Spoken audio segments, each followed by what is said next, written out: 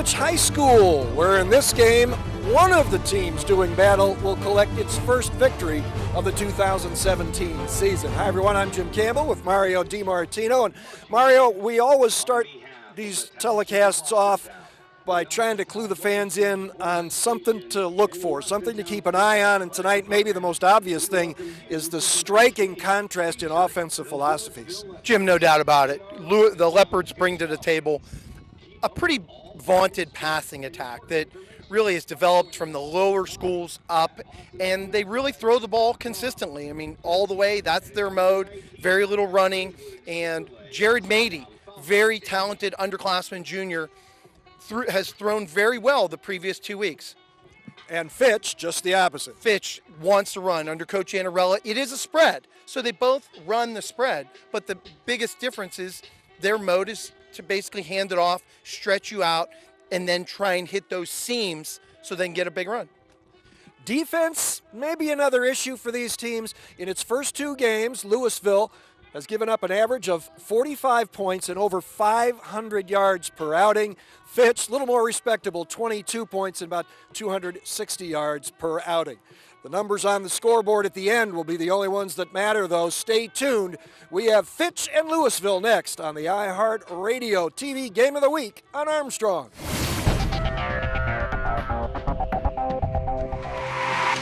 Just about ready for football between Fitch and Louisville. Falcons won the opening toss, deferred. Louisville will receive. The Falcons defensively tonight will have Mike Faree and Braylon Douglas at the ends. Willie Beverly is at the nose. The inside linebackers are Emmanuel Dawkins, Joey Zielinski, and either Jakari Lumsden or Malik Cheatham. Not sure. We'll have to wait until they take the field. Terrell Oliver and Noah James are at the outside backers. The corners, Shane Hewlett, Dylan Beanie, and Randy Smith. And the Falcons have made some changes in the secondary to help them play against the pass better, and especially in this game against the pass-happy Louisville Leopards. Louisville on offense will have Jared Mady at quarterback and Gavin Van Zant at running back. A plethora of wide receivers. The starters listed as Max Hartline, Jack Davis, Bryce Zuppe, and Davis Burek. Zach Thatcher and Corey is the center. Corey Arner and Ronnie Newhouse are the guards. Jacob Urich and Drew Dorschuk are the tackles. That's an offensive line that has seniors on it, but as Coach John DeMarco said, we're still an inexperienced, not necessarily a young, but an inexperienced team. Our seniors that are playing this year, many did not get a lot of backup play last season. Louisville with Max Hartline, Cam Lingle, and Ryan Pukic back deep. Lingle, their most frequent return man, averaging 19 yards on 5 returns so far this season. Hartline is the man in the middle. And actually, they have Davis Burek, 24, to the far side. And Fitch will obviously kick off. Dylan Correa, good leg on this soccer-style kicker, will boot it away for Fitch with what until just a moment ago was a fairly brisk wind. Kick is in the air and driving deep. Didn't need wind on that one. Louisville will start at its own 20. Beautiful kick that time by Correa, and it's what we talk about often, Jim, as we're doing the games. Whenever those kickers can get that ball out of the end zone, really sets up that team getting the offense on a long field. So anytime you can create long fields for your defense, more opportunities for the offense to make a mistake, more opportunities to get a stop.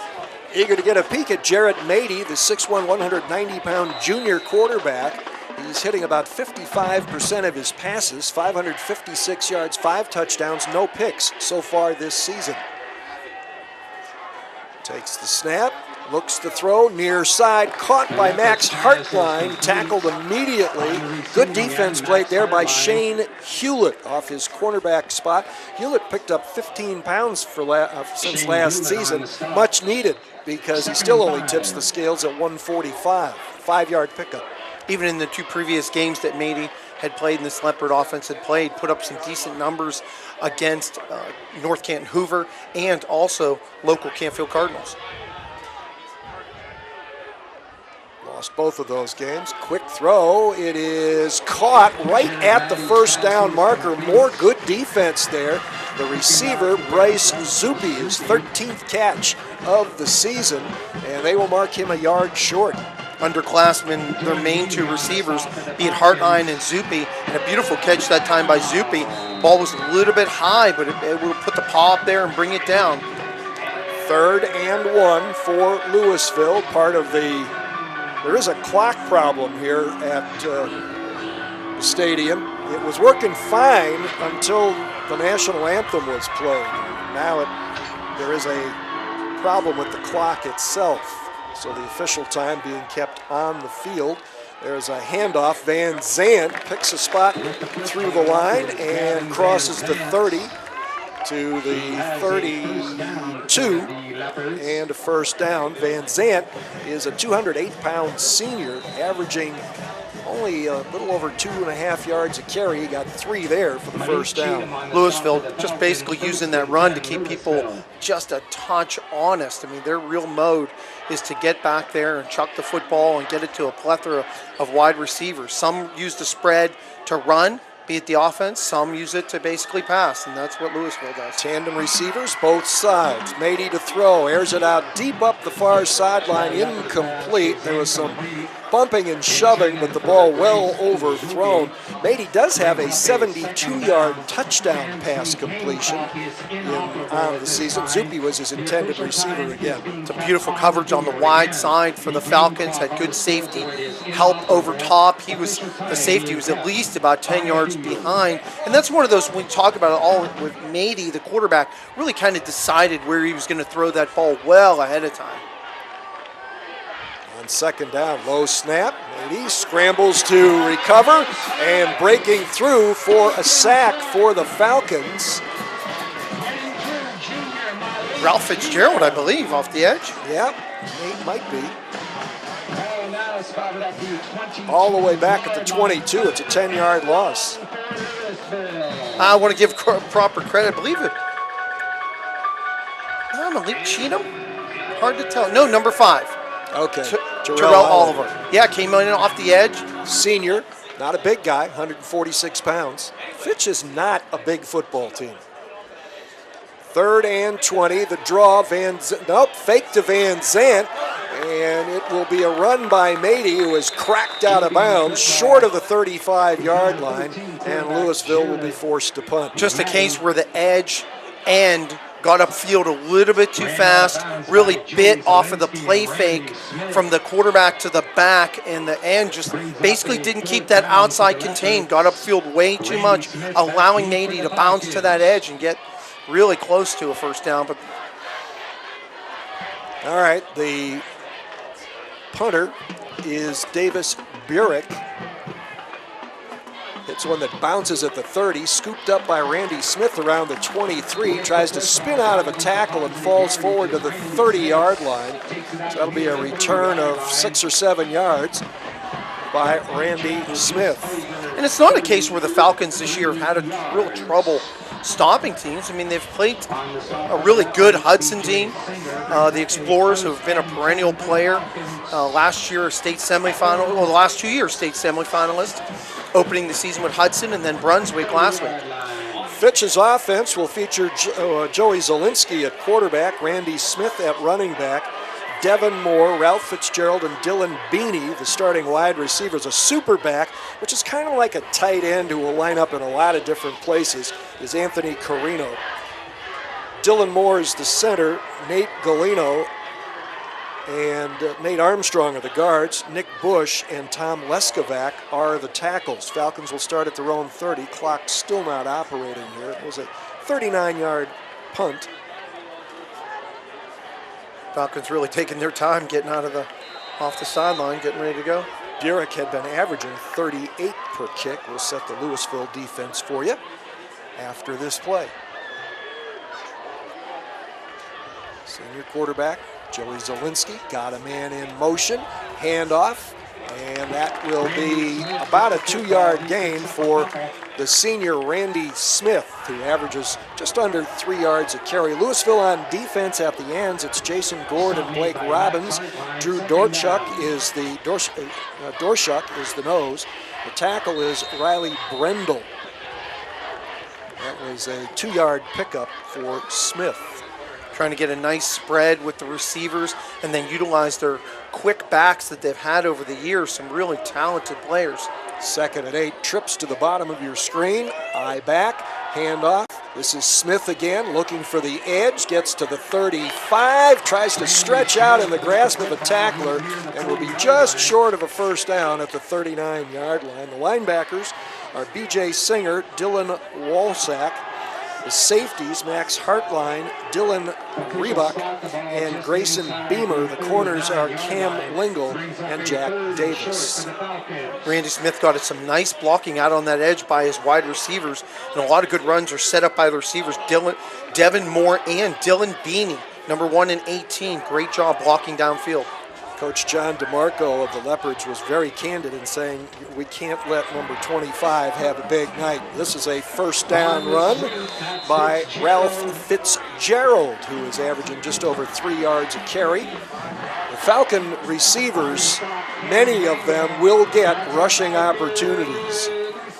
Yeah, utilizing them in that slot position, coming in motion. It's usually a very good way for the quarterback, Zielinski, to play off of one of them, go to a little bit of play action, or they utilize the back coming really off of that fake from the receiver, give it to the back. 1st and 10 from the 45. No score. Play action, Zielinski, way overthrown.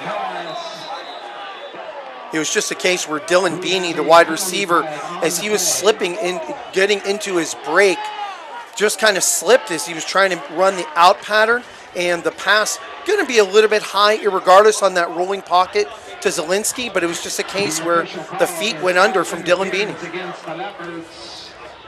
They have a penalty against Louisville, which moves the ball into Leopards territory at the 40.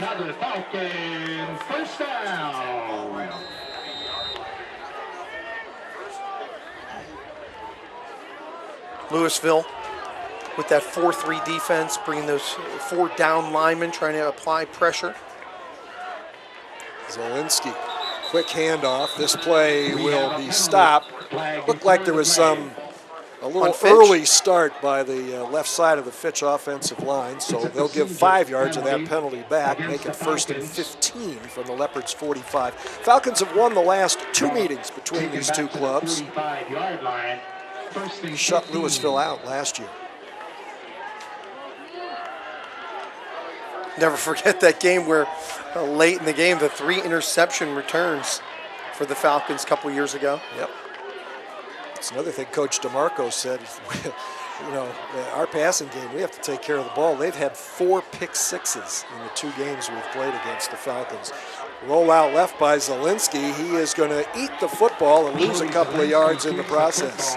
Boy, some tremendous lateral pursuit by the Leopards as he was trying to roll out.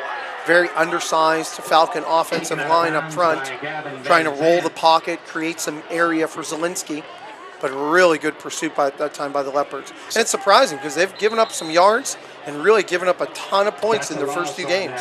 Loss of 3 back to the 48 brings up 2nd and 18 now for the Falcons. I like their new unis. Those are nice. This is Smith trying to get to the edge. Quick stop, but he had nowhere to go as he tried to change direction. May get credit for a yard, which would bring up 3rd and 17. Boy, it appeared there was going to be some room as the play continued to stretch to the wide side of the field. And the Falcons, probably because they have so much speed and just very basically undersized as a team, utilized trying to get to that wide side of the field quite a bit, utilizing that speed, trying to bounce it out outside. Phil Annarella, when I asked him about the athletic matchup between these 2 teams, he said, Louisville is very athletic, but I think we actually have better overall team speed, so we'll see how that plays out. Ooh, Man in motion almost ran into the snap. Zielinski with a run counter side. He's going to stay inbounds and be finally dragged out of bounds inside the 10-yard line. Boy, and an excellent block on the outside, sealing it off.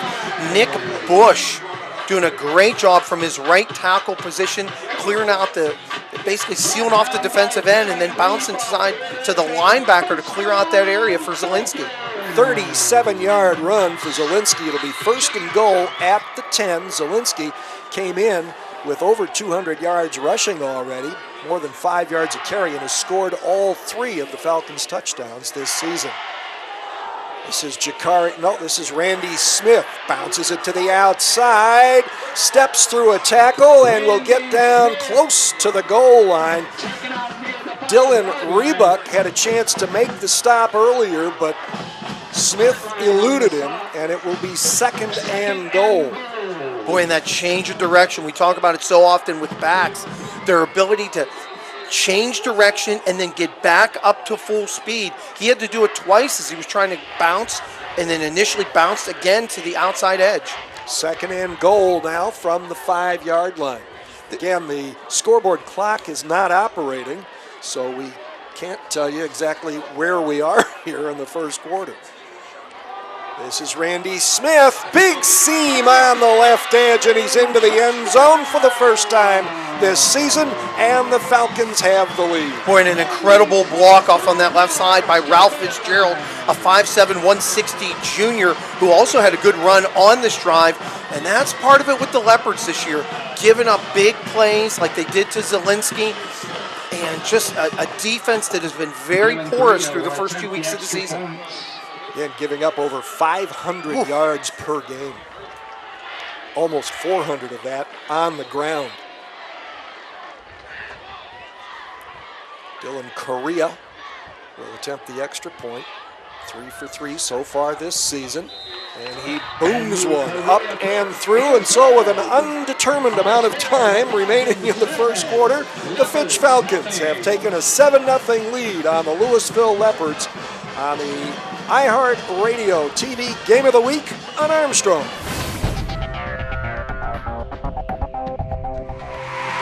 When looking for home design inspiration, don't just be inspired, be Baird inspired. Whether new or remodeling, Baird Brothers has the latest trends like shiplap to refresh your home.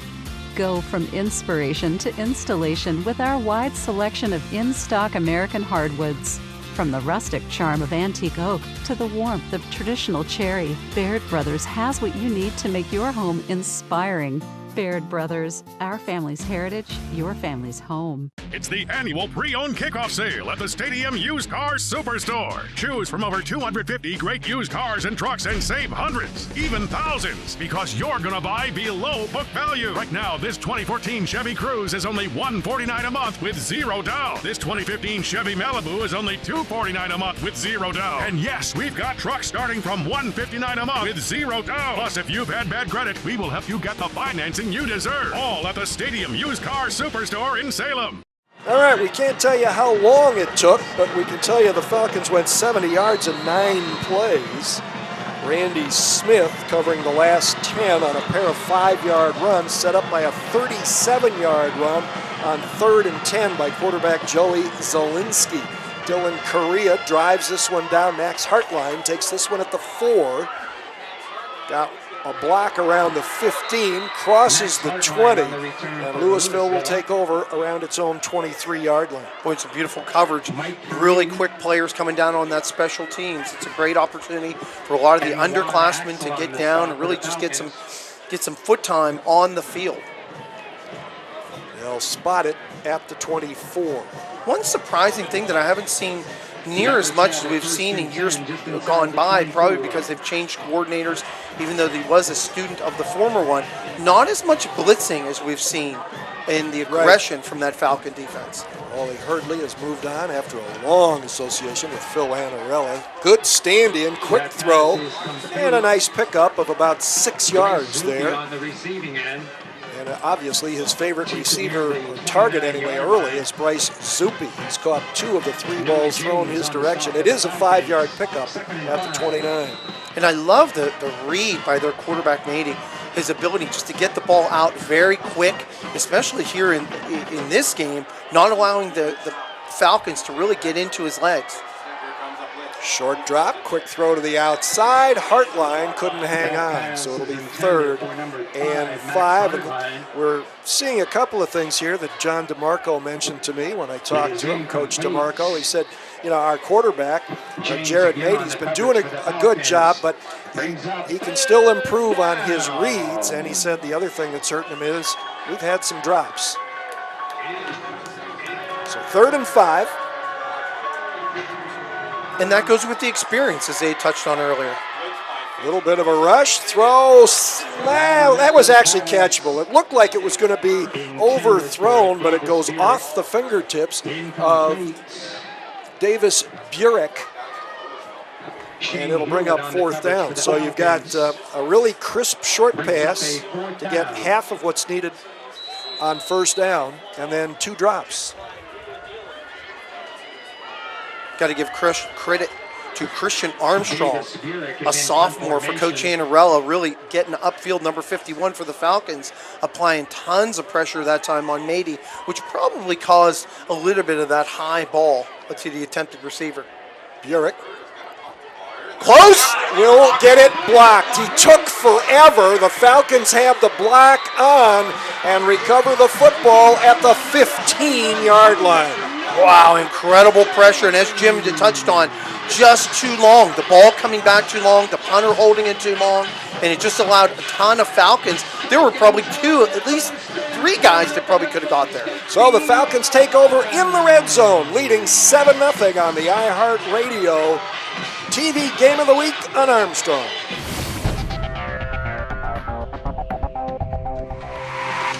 Hi, Rob Fellman for Boardman Subaru, where the Subaru A Lot to Love event is going on now. Come check out our huge selection of award-winning vehicles.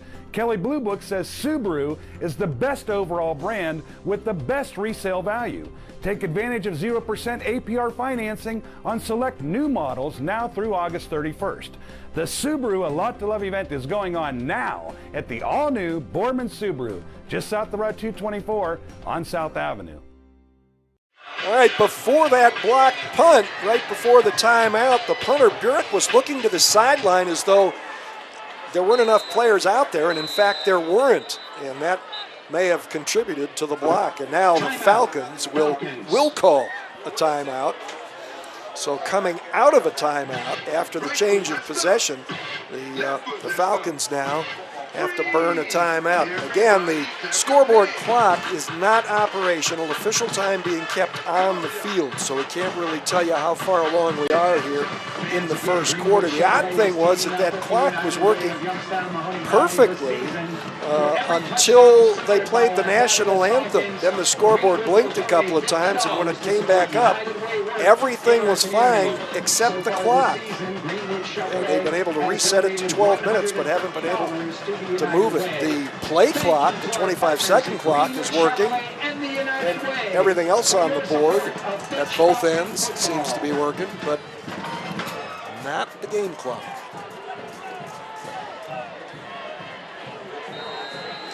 So the Falcons set up from the 15-yard line of the Leopards. Low snap, scooped up, handoff, coming around and driving down to about the 6-yard line is Jakari Lumsden.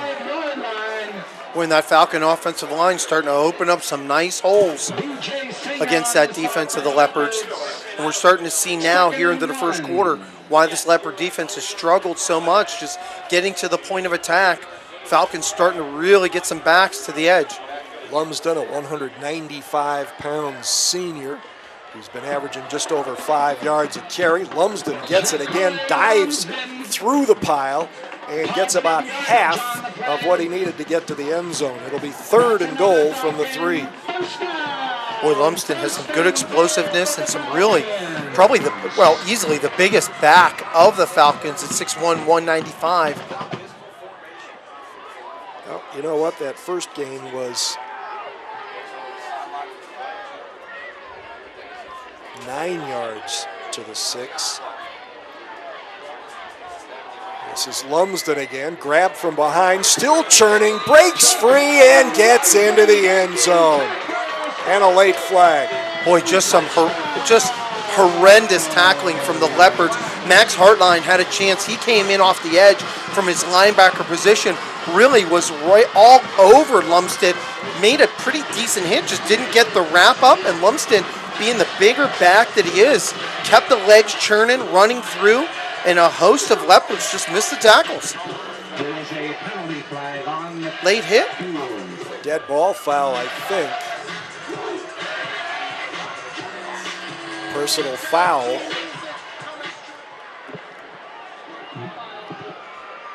Was it a dead ball? Is personal foul against the Falcons. The penalty it will. Going to be it on was the dead kickoff? ball, and it'll be on the kickoff.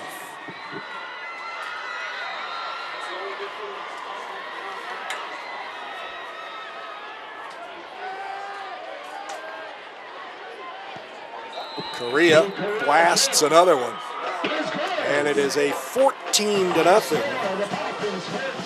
Fitch lead here in the first quarter.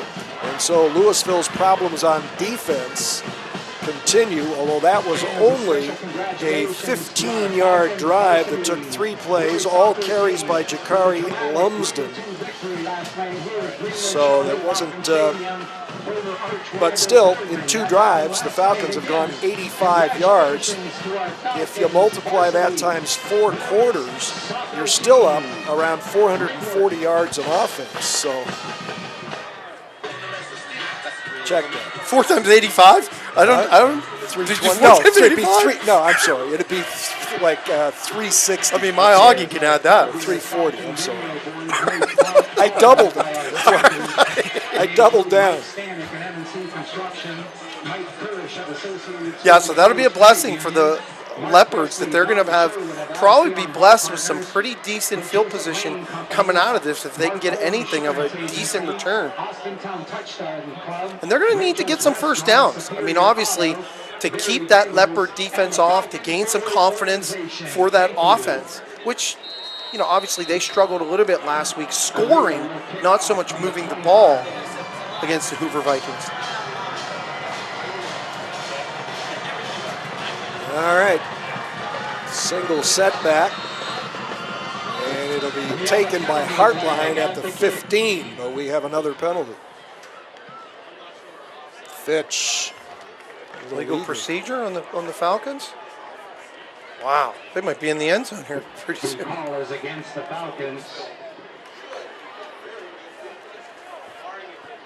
Well, you could make a fair catch here and have pretty good field position after this kickoff. Although, again, a strong pregame breeze is quieted considerably here at dusk, so it's not really a factor. It would be behind Dylan Correa if it was blowing with any velocity, significant velocity. And Hartline now is up beyond his own 20 to take this kickoff. First kickoff was a touchback. The second one was returned from about the 5. Correa, a line drive. Hartline drifts back, takes it at the 15. Already out to the 30, slips through a tackling wall at the 35 and gets out to the 41-yard line. Boy, right there at the end, I got to tell you, the Falcons a little bit fortunate. Yeah. They didn't get a personal foul for piling on right at the end. That would have been very unfortunate, but for the Falcons, didn't get it. And the Leopards will take possession somewhere near the 40. 41-yard line. That was about a 26-yard return for Max Hartline. And the Leopards start, obviously, with outstanding field position, but an offense that has not yet done much for itself. Hartline was in motion in front of the quarterback, Mady, who coughs up the football after crossing the 40-yard line. Was he down? And the Leopards got it. Looks like Max Hartline ended up falling on the ball for the Leopards, so that's really fortunate because 2 turnovers right in a row like that for the Leopards. And not taking advantage of this kind of field position. Wound up getting 2 yards, so it is 2nd down and 8. Falcons have dropped another guy down onto the line of scrimmage. Mike Faria at that defensive end, have 4 guys rushing. And it seems like they've been adding a little bit more pressure in these last 2 possessions. Janarella told me they might go to a 4-man front occasionally. Hartline, good throw, got his man. That's Zuppe at midfield. Boy, the thing that's been solid, though, even though the Leopards have been able to complete some passes out on the perimeter to Zuppe, what they've done with their secondary, really crisp tackling at the end. I mean, they've made plays. They've allowed them to catch a couple balls in front of them on the out, but then a really good breaking down, wrapping up, and bringing them down without a lot of yards after catch. That was a big emphasis for the Falcons coming into this one. It's 3rd down and 1. Right at midfield for the Leopards, trailing 14-0 here in the first quarter. Big pressure. Lady to throw over the middle, short and almost picked off. And it'll be 4th and 1. And they're in position to make the pick, Joey Zielinski. He's used to throwing it and not catching it. Boy, Jim, and that one is all on Jared Mady because he had pressure right in his face, but it was a case where he threw down and well behind, probably about 2 yards behind his receiver. Didn't throw it enough with any kind of good loft as his receiver was breaking down that seam. Wow, Louisville on 4th and 1. There was a pause, but now it looks like they will in fact punt it away unless there is a fake in their mind. And I imagine their special teams coach and Coach DeMarco's really tightened up that special team. The up man in the formation is Van Zandt, their running back. He faked like there was a bad snap, but it was kicked away. And a nice return here by Randy Smith out near the 40-yard line. Boy, and they were really a B.J. Singer tackle away from that going the distance as he had turned the corner, did the returner for the Falcons. Woo! What a waste of great field position, not taking advantage of the penalties. I'm actually surprised that they didn't try to convert that. First down, Falcons at their own 38. Well, especially with the way that your defense has been playing.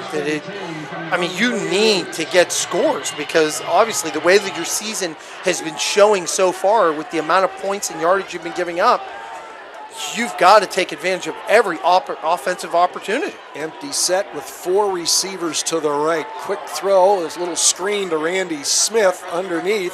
He bounces off 3 or 4 tacklers. He's still free on the far side and into Louisville territory at the 40-yard line. And just awful tackling by the Leopards. Had an opportunity. Max Hartline had broken down in front of him with an opportunity to make Smith basically in the backfield or at the line of scrimmage, and then the cutting across field, no lateral pursuit, no one on the backside to take care of it. What could have been a very short gain, maybe even a loss, turns into a 24-yard pickup and a first down at the 38. Fake to Smith. Zielinski also fakes the throw before rolling to his right and penetrating the 35-yard line. They'll credit him with about a 4-yard pickup. And that the play fakes were outstanding on Zielinski.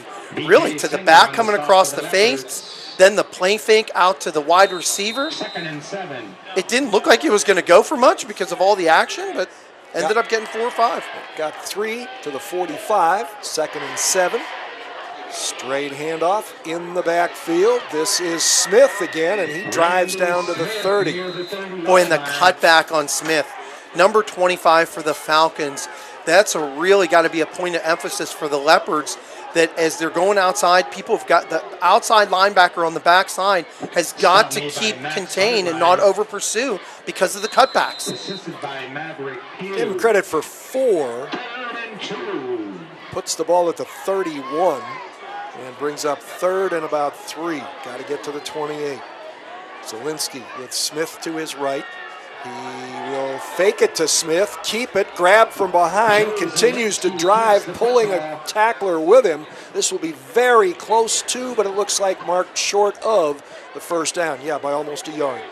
Boy, and sophomore Jason Gord, number 50, good upfield penetration that time for the Leopards and was able to grab Zielinski, but then ended up, didn't get the first. Nope. Now the Falcons are 4th and 1, and they're going to jump on it in a hurry. Smith to the left of Zielinski, and Louisville jumps offside. Were the Leopards drawn, or was it one of those things where a change of cadence did the damage?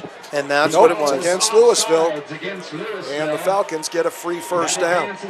And I really think the Leopards should have done that on their third down and short up closer. And it's just a case. You get timing, everyone gets excited, you get up to that line, and the calamity of errors for the Leopards on the defensive side of the ball just continue. You get an opportunity to get a fourth down stop, and you jump, and you give up 3 yards.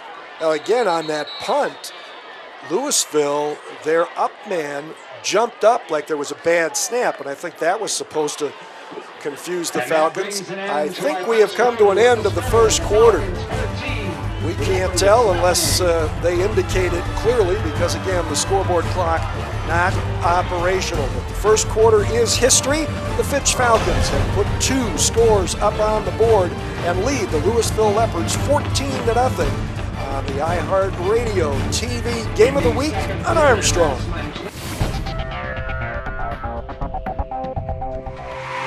Breaking Bread is Armstrong's ongoing initiative to help feed the hungry in our community. To date, food and funds have been distributed to over 20 food banks. These organizations need our support throughout the year. Donations can be made at your local Armstrong office. Also, look for special Breaking Bread events in your area. All efforts benefit area food banks and soup kitchens. For more information, like us on Facebook at facebook.com/ArmstrongOneWire. Getting ready for the second quarter, Falcons lead 14-0, outgained Louisville 111-31 in the first quarter. That would amount to 444 yards in total offense if they continue. Got a little option pass, it's short, but caught in the end zone, yes! Touchdown! Boy, a beautiful option pass. And I believe it was Ralph Fitzgerald's the one who came up. You're right. Ralph he threw it, yeah. Yeah, beautiful option play where using the back to come across the field. All the pursuit went with the Leopards trying to stop the run on that basic jet sweep. And then the throw up in the air. It was a little bit underthrown. And again, the big plays continue to just cause disarray to the Leopards. An option pass, a 24-yard touchdown. And another Dylan Correa, PAT. Since we just drifted away between quarters, we'll keep it right here. 21-0, the Falcons lead it. That was a 72-yard drive, and it included a fourth down conversion on a penalty and took 5 plays. Yeah, and there's not many different things. I mean, otherwise you become really aggressive if the Leopards start to go to a more of a blitzing style to start to try and create some turnovers. But it's just been their ability to not hold at the point of attack and give up running yards in the big play. Well, what a breath of fresh air this has got to be for Coach Annarella, though, to get some offense and not to be struggling like they were the last couple of weeks. Touchdown catch was made by 5'5" junior Corey Vernon, reminiscent of J.C. Mikovich, who played a lot and well despite his diminutive stature here at Fitch. And this kickoff by Correa reaches the end zone, his second touchback of the night. See if the Leopards can get some type of offense going here. And one thing that only a couple of run attempts, basically up the middle. They've really left it to Mady to try and make some plays. They've only averaged 67.5 yards rushing in their first 2 games, but they've been playing from behind, so. Really some excellent secondary play by the Falcons so far. Yep, only 1 first down for Louisville so far tonight. Fitch has 7, although Louisville has shot itself in the foot on a couple of opportunities. Mady, quick throw to the far side, telegraphed the throw, and then overthrew it, intended for Max Hartline. Boy, it's got to be frustrating for Coach DeMarco. And this Leopard offense just can't seem to get the timing. And a lot of this stuff has all been to that perimeter. And let's remember, those are some long throws out there. Taking the shotgun, you're about 7 or 8 yards back. Shuffle a couple feet back. 4 of 9 through the air. All the passes completed have gone to Bryce Zuppi, number 15. He's the target here, makes the catch. And again, the Falcons' defense is right there. Zuppi will be held to a gain of probably 6. Looks like the linesman on the far side is going to mark it at the 27. It'll bring up 3rd and 3. Yeah, and that coverage has just been phenomenal. The way that they just break down in front and bring down the player. And Dylan Beanie, number 18, at that wide side cornerback position. He's been basically locked up with Zuppi the entire time. Love his open field tackling for the senior. If there's a concern for Fitch, it is that Mady is getting a lot of time. 3rd and 3, tandem receivers on each side and a wing left formation. Mady to throw. It's Zuppi again, first down, but again, right there to make the tackle is Dylan Beanie. Yeah, and he's been playing excellent. He's going to have one of the leading tacklers because Zuppi has been their leading receiver. So a lot of that's been right on them so far. 9-yard pickup there, first down at the 36. And they are playing quite a bit off of Zuppi. Handoff. This is Van Zandt. Pounded at the 45, but a good hard run by the senior running back, 208 pounds, averaging, however, just over. That was his longest run of the season. His long previously had been 8. That was 9. And just a little bit more balance to the Leopards would probably greatly help them. 2nd and 1. Mady looking underneath. Ball goes right through the hands of Davis Burek, who was cutting across the middle. Another underclassman receiver for the Leopards. And that's one thing that I remember from the Leopards over the years is those crossing patterns, because that offensive line is giving decent protection. Yep. Those crossing routes, you let those develop, especially against a blitzing team. I mean, those can turn into really big plays. So now it's 3rd and 1.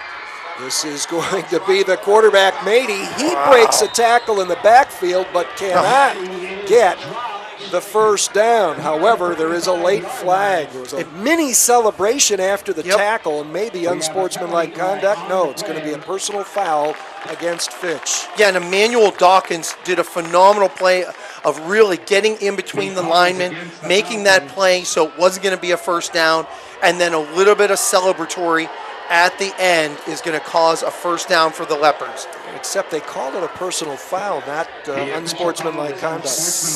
Oh, there it is. They have corrected it. Yeah, so that's something that Coach Annarella's got to be very disappointed at. And even Dawkins himself, because you make a great play behind the line of scrimmage. It's not going to be a first. That's the 4th penalty against Fitch. Total of 40 yards now here early in the 2nd quarter. Mady looks, rifles it, and incomplete again. He telegraphed that throw, and the defender almost was able to steal it away from Davis Burek. Boy, Noah James, an underclassman at 5'9", 150 junior, showed tremendous break on the ball. As Mady had released it, just got into his back pedal, then showed great burst to knock that down. I think we're seeing now what Coach DeMarco talked to me about is that Mady must make better reads. Mady going to be trapped in the backfield and nowhere to go. Boy, and that time Dawkins made up for it. Emmanuel Dawkins, a senior here for these Falcons, was not to be denied that time. 3-yard loss. It will be 3rd and 13 now. Didn't fall for the play fake at all to Gavin Van Zandt.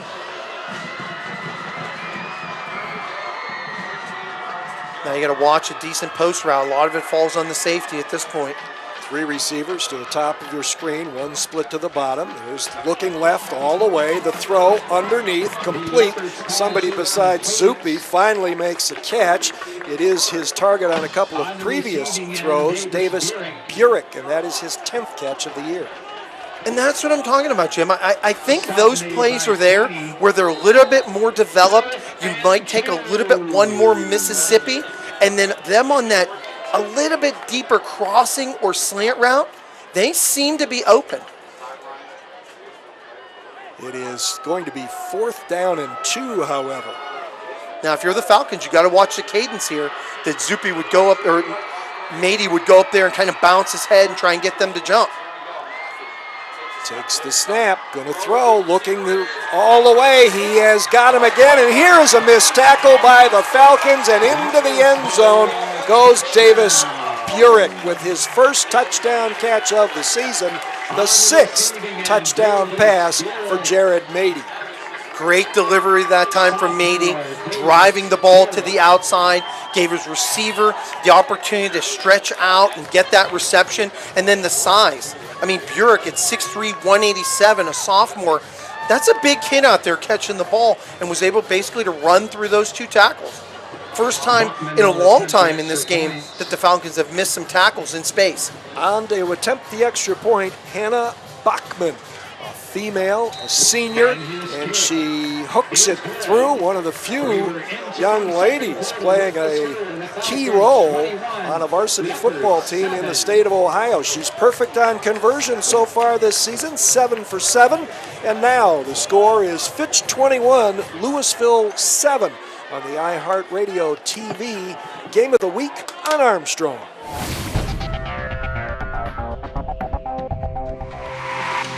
Hi, Rob Fellman for Boardman Subaru, where the Subaru A Lot to Love event is going on now. Come check out our huge selection of award-winning vehicles. Kelley Blue Book says Subaru is the best overall brand with the best resale value. Take advantage of 0% APR financing on select new models now through August 31st.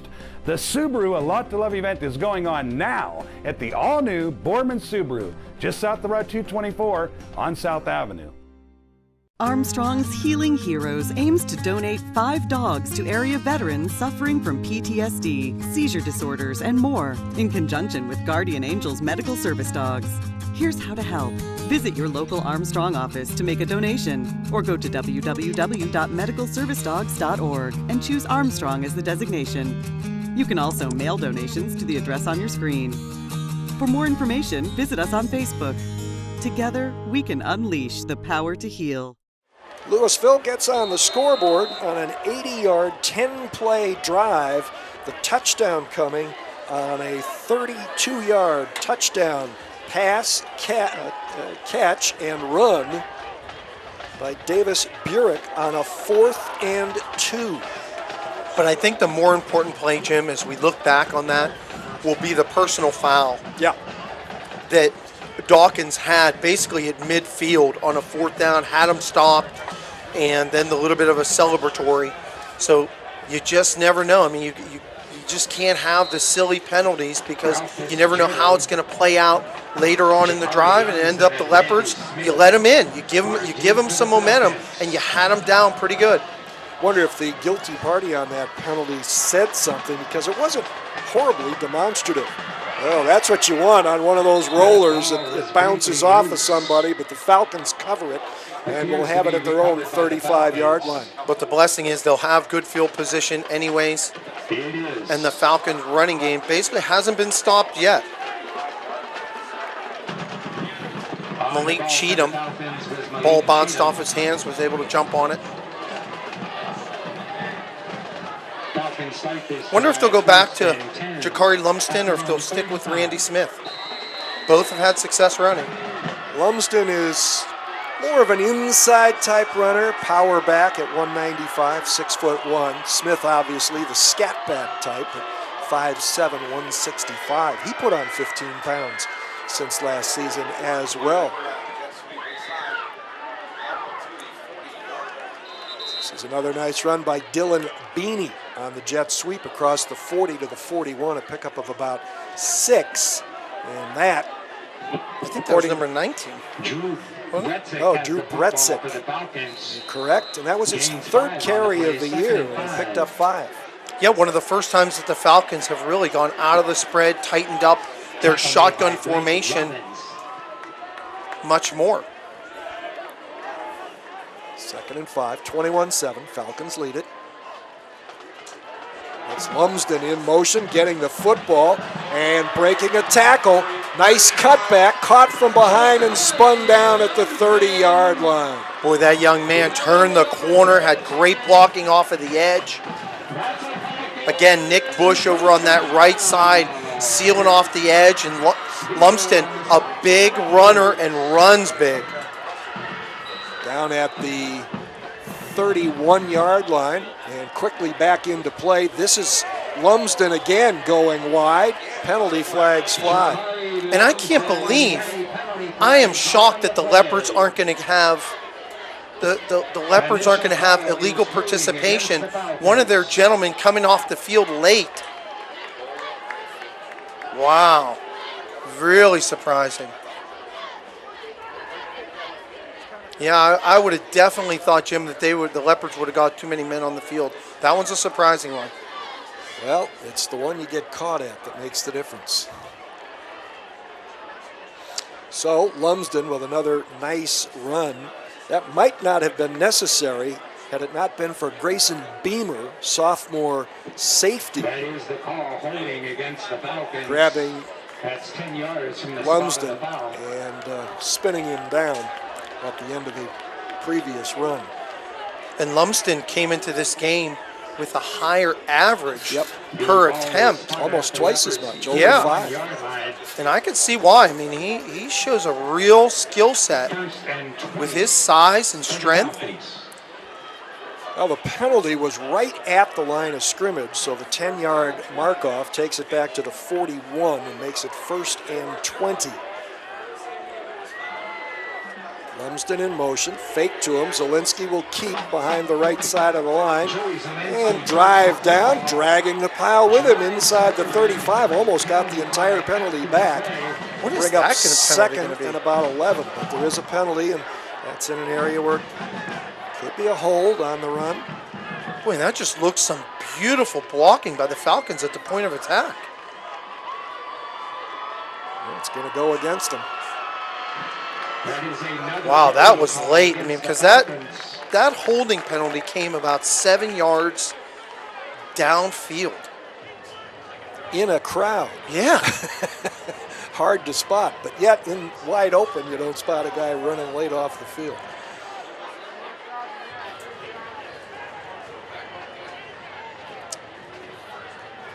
That'll take it to the 45 if they march this off correctly. The penalty takes the ball back to the 45. So because it was at the point of attack, that penalty is probably not as bad as it could have been. That means that Zielinski actually gets credit for 6 rushing yards there. Really unfortunate we don't have the time here at Falcon Stadium. 1st and 24 now for the Falcons at the Louisville 45. Man in motion. Zielinski gonna air it out deep. Wide open, off his hands, incomplete. Was Corey Vernon who caught the option touchdown pass. Boy, Jim, and that's a case where Zielinski had time in the pocket because the Leopards were so active off of that jet sweep fake. Zielinski had plenty of time, threw a great lofted ball. That one really falls on Vernon. He had to stretch. He was at least 2 or 3 yards past. Really unfortunate for the Falcons. What a big play that would have been. You got to catch it. Yep. 2nd and 24. Zielinski. Wow, great time again. Finally scrambles free and has room to roam. Spins out of a tackle at the 35 and drives down close to the 25, and it will leave him 3rd and short.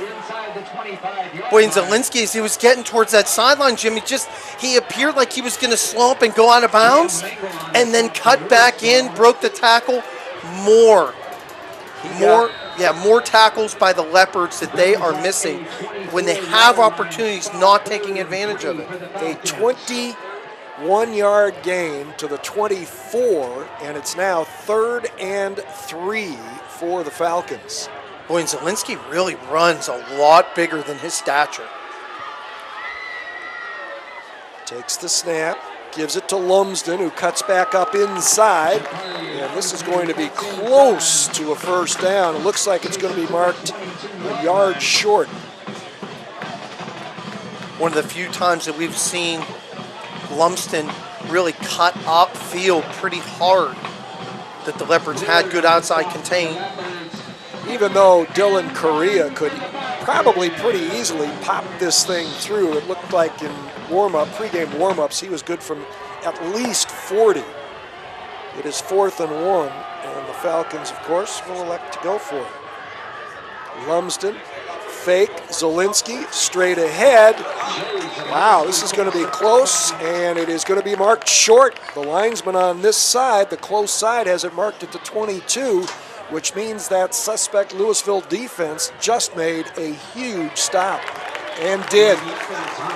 Leopards make the stop and will take over at their own 22, trailing 21-7 on the iHeartRadio TV Game of the Week on Armstrong.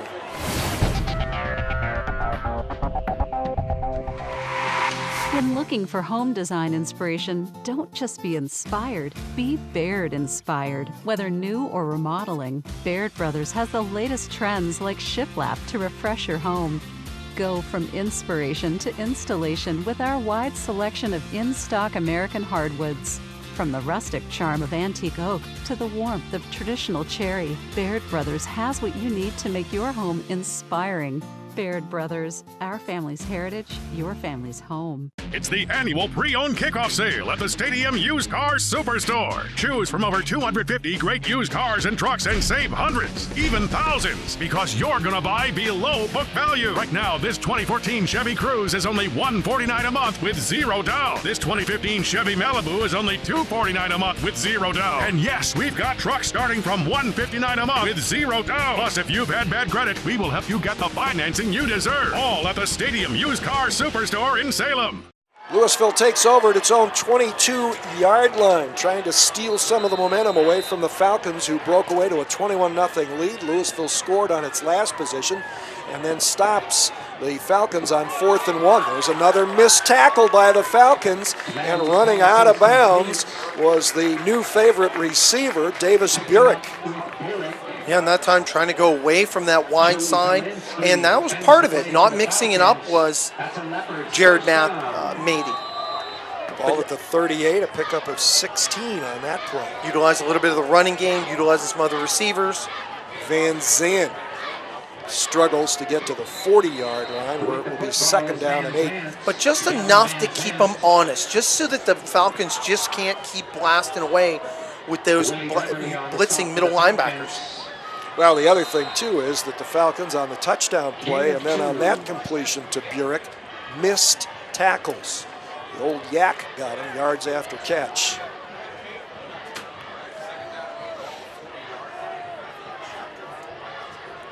Mady all alone in the backfield, low snap, scoops it up, quick throw, got his receiver, but it'll be held to a short gain. Ball coughed up, but it was long after the whistle had blown. Ryan Pukic makes his first catch of the season. Sophomore. Boy, now Jared Mady really starting to mix it up to different receivers. Again, that drag pattern across the middle takes a little bit longer to develop, but they're usually can end up a pretty decent play. It is 3rd down and 5 for the Leopards. At their own 43. Again, we cannot tell you how much time is left in the first half. The game clock has not been operational, and now Louisville will call a timeout as the play clock was beginning to wind down. And they come to the near sideline, trailing 21-7, but seizing some momentum. And of course, they know how much time is left in the half, so they know what they have to work with. But in good credit, though, to the Falcons, though, even though they got stopped deep in their own territory. They did put together a nice drive, did overcome a couple of penalties, and even though they were stopped on fourth, their defense has still played pretty well, and that offense, the Leopards have still had a hard time stopping that running game. Mady now is 10 of 17 for 98 yards through the air, has that touchdown pass connection.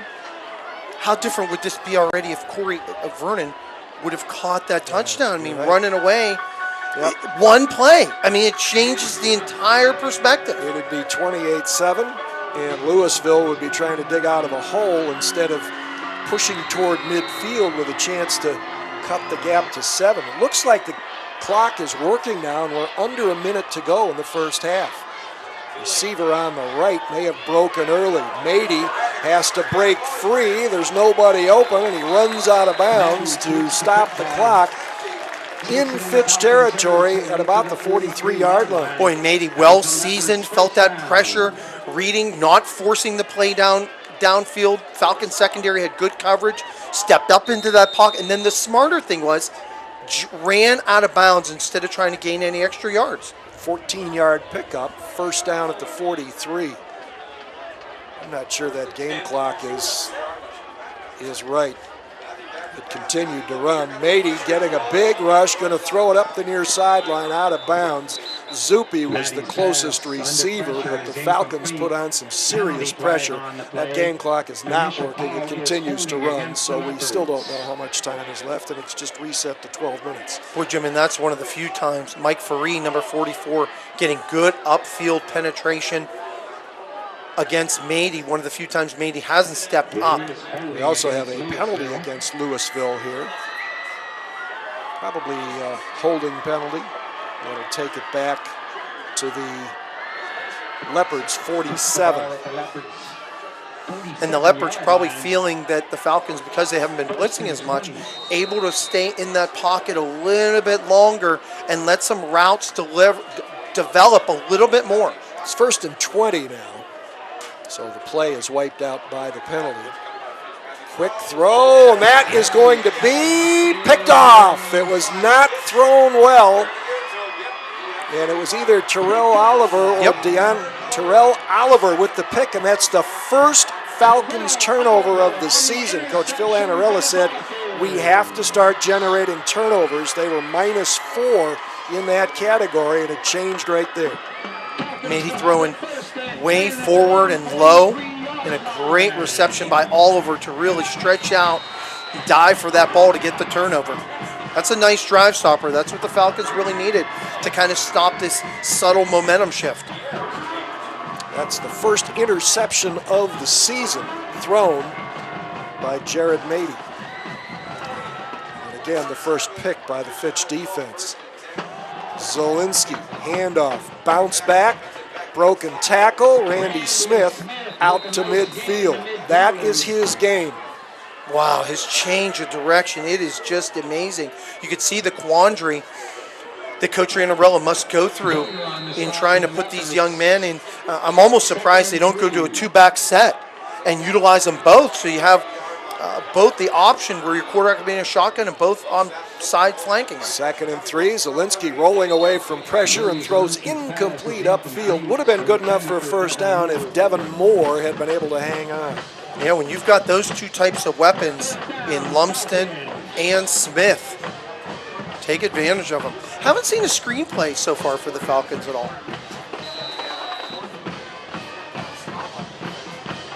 So it's 3rd and 3 now for the Falcons, right at midfield, leading 21-7. Play clock down to 10 as Zielinski goes into an empty set with a wing left in motion. Lumsden, play action fake. Zielinski weaving his way through the line of scrimmage, dives down to about the 46-yard line, and that will be good enough for the first down. They're going to mark it closer to the 47, but should still be good enough. Boy, and an outstanding block by right tackle, number 63, Nate Galino, really blocked that defensive end, then bounced over to the linebacker. Great block by Galino for the Falcons. 1st and 10. Falcons being very patient on offense. This time they have a slot right, actually trips right. Quick throw to the inside, man. That is caught, and making a nice run to the far side is Ralph Fitzgerald before being bumped out of bounds inside the 25-yard line. Boy, the balance, starting to utilize Zielinski on some short passes and getting it to some skilled people like Fitzgerald, who really a nice catch in traffic, then bouncing out to the edge, showing good speed. This Falcon offense, pretty strong tonight. That is a 23-yard pickup.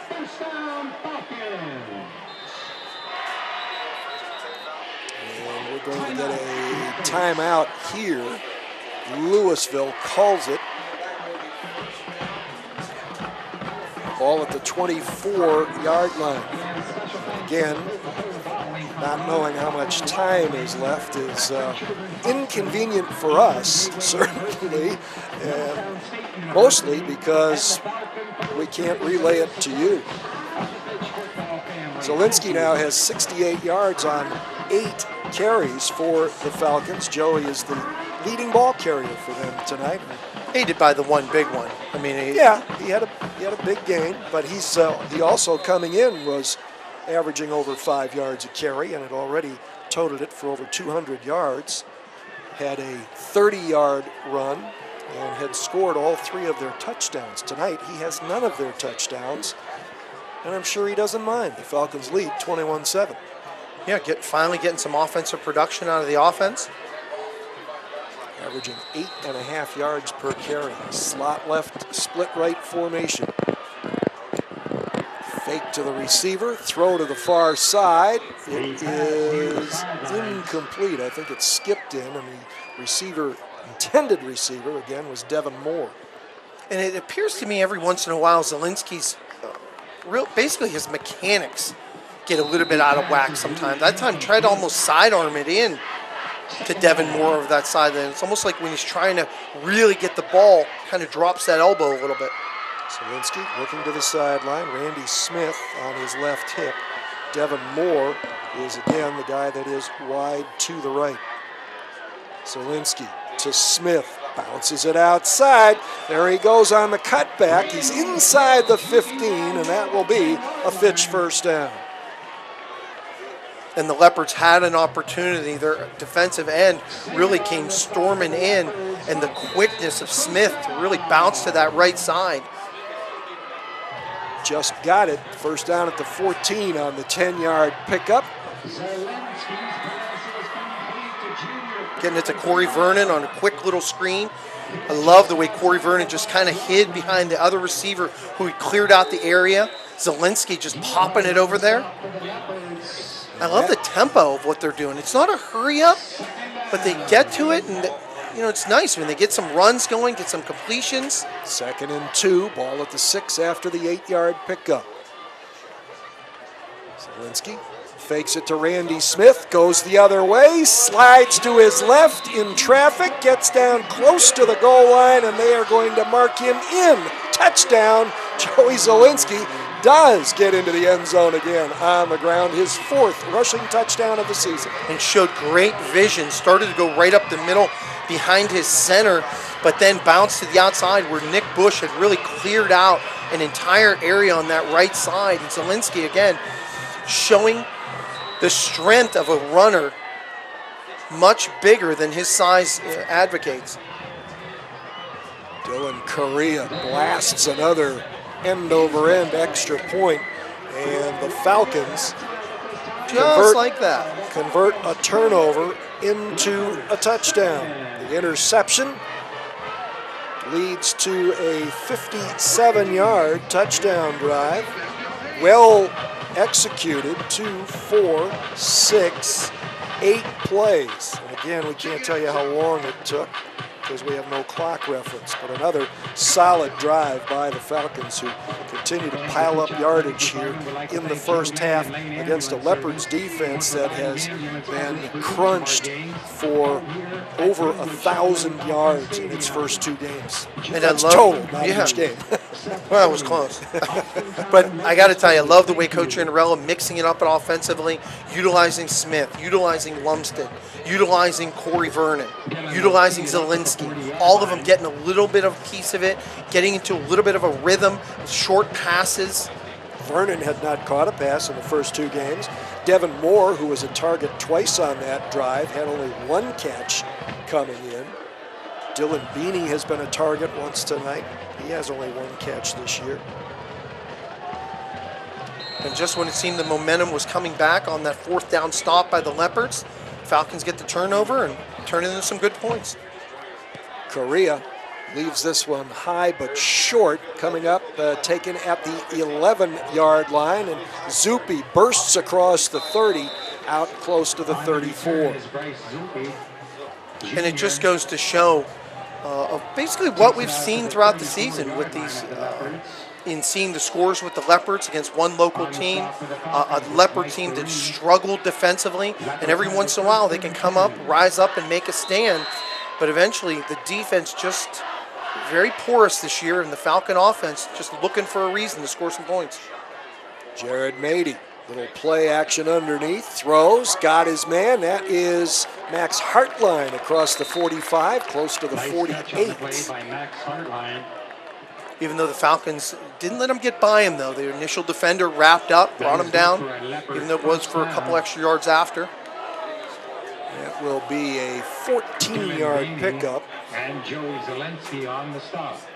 First and 10, Louisville. Really utilizing Randy Smith at that safety position, keeping him playing pretty deep. Well, they're going to get the penalty of a penalty here. Wow, that's a big one. That had to be a personal foul, dead ball personal foul. It takes the ball to the Fitch 37.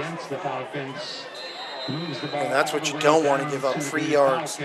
So that winds up being a 29-yard play.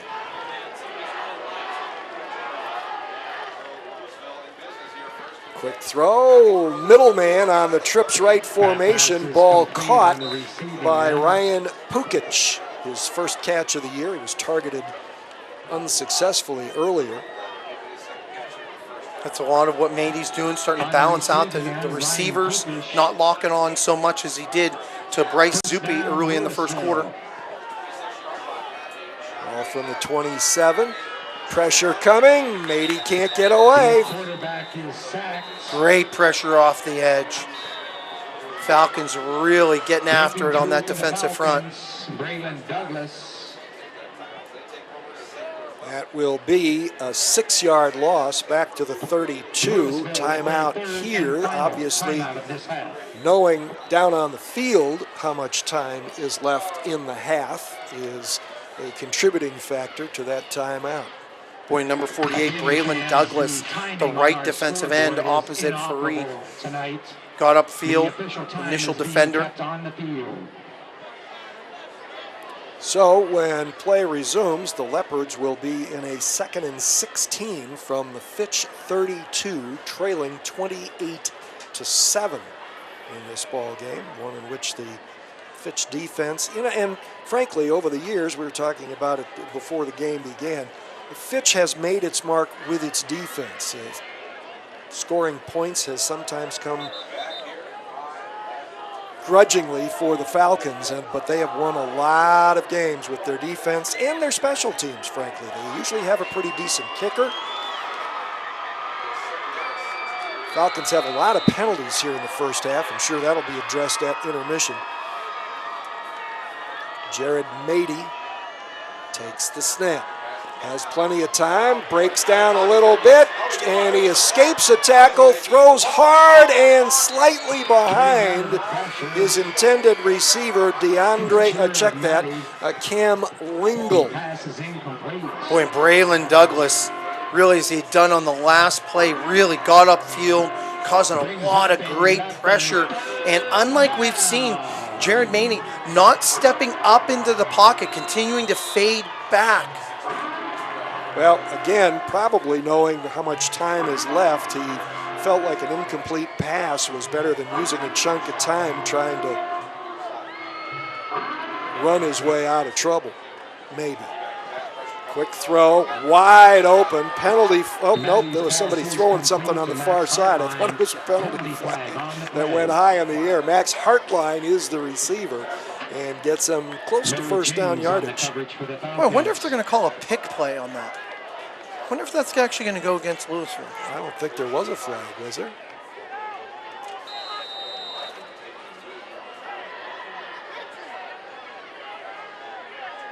Well, I thought I saw a flag. I did too, but when I looked the second time, it was right at the corner of the bleachers on the far side, and somebody threw a pom-pom or waved a balloon or something, and at that instant, it did look like a penalty flag. That was an 11-yard gain to the 21, and it will leave them in a fourth down situation. Boy, and Drew Dorshuk, one of their tackles for the Leopards, had to come out of the game. Looks like they're actually looking at his eye, almost at his face. Almost. Might have gotten poked in the eye or something. 4th and 5 for the Leopards in a scoring situation. And they're going to go for it. No field goal attempt here. And we may have another timeout coming. Timeout. Falcons. Timeout. Well, this is really inconvenient without the time. Yep. Falcons take this timeout. Leopards 4th and 5. We get next weekend off. No fresh game on the iHeartRadio TV game of the week, but in Attention high schoolers, tonight after 2 the weeks game from the date of this game. At Highway Tabernacle. From 9 So that would be the midnight. 22nd of September. And the week that follows, you'll see what looks like a great All-American Conference matchup between Struthers and Canfield. It'll be interesting to see how both of those teams do tonight, especially the Cardinals. 13 of 22 now for 133 yards for Jared Mady. But still only 7 points on the board for the Leopards. On 4th and 5, Mady has time, throws underneath. That is close to, but maybe not a first down. Again, the Falcon defense, as it had done early in the ball game, was right there and made the hit. That's where a receiver's got to know where he's supposed to be, and he did not get to the marker. That's Bryce Zuppe, and I think he's short. Yeah, just squatted down in front of the first down, and then great closing by the defenders. And I believe it was Emmanuel Dawkins that closed in on that play to make the tackle. And you know what? They only got 3 yards of the 5 they needed, so the Falcons take over at their own 18.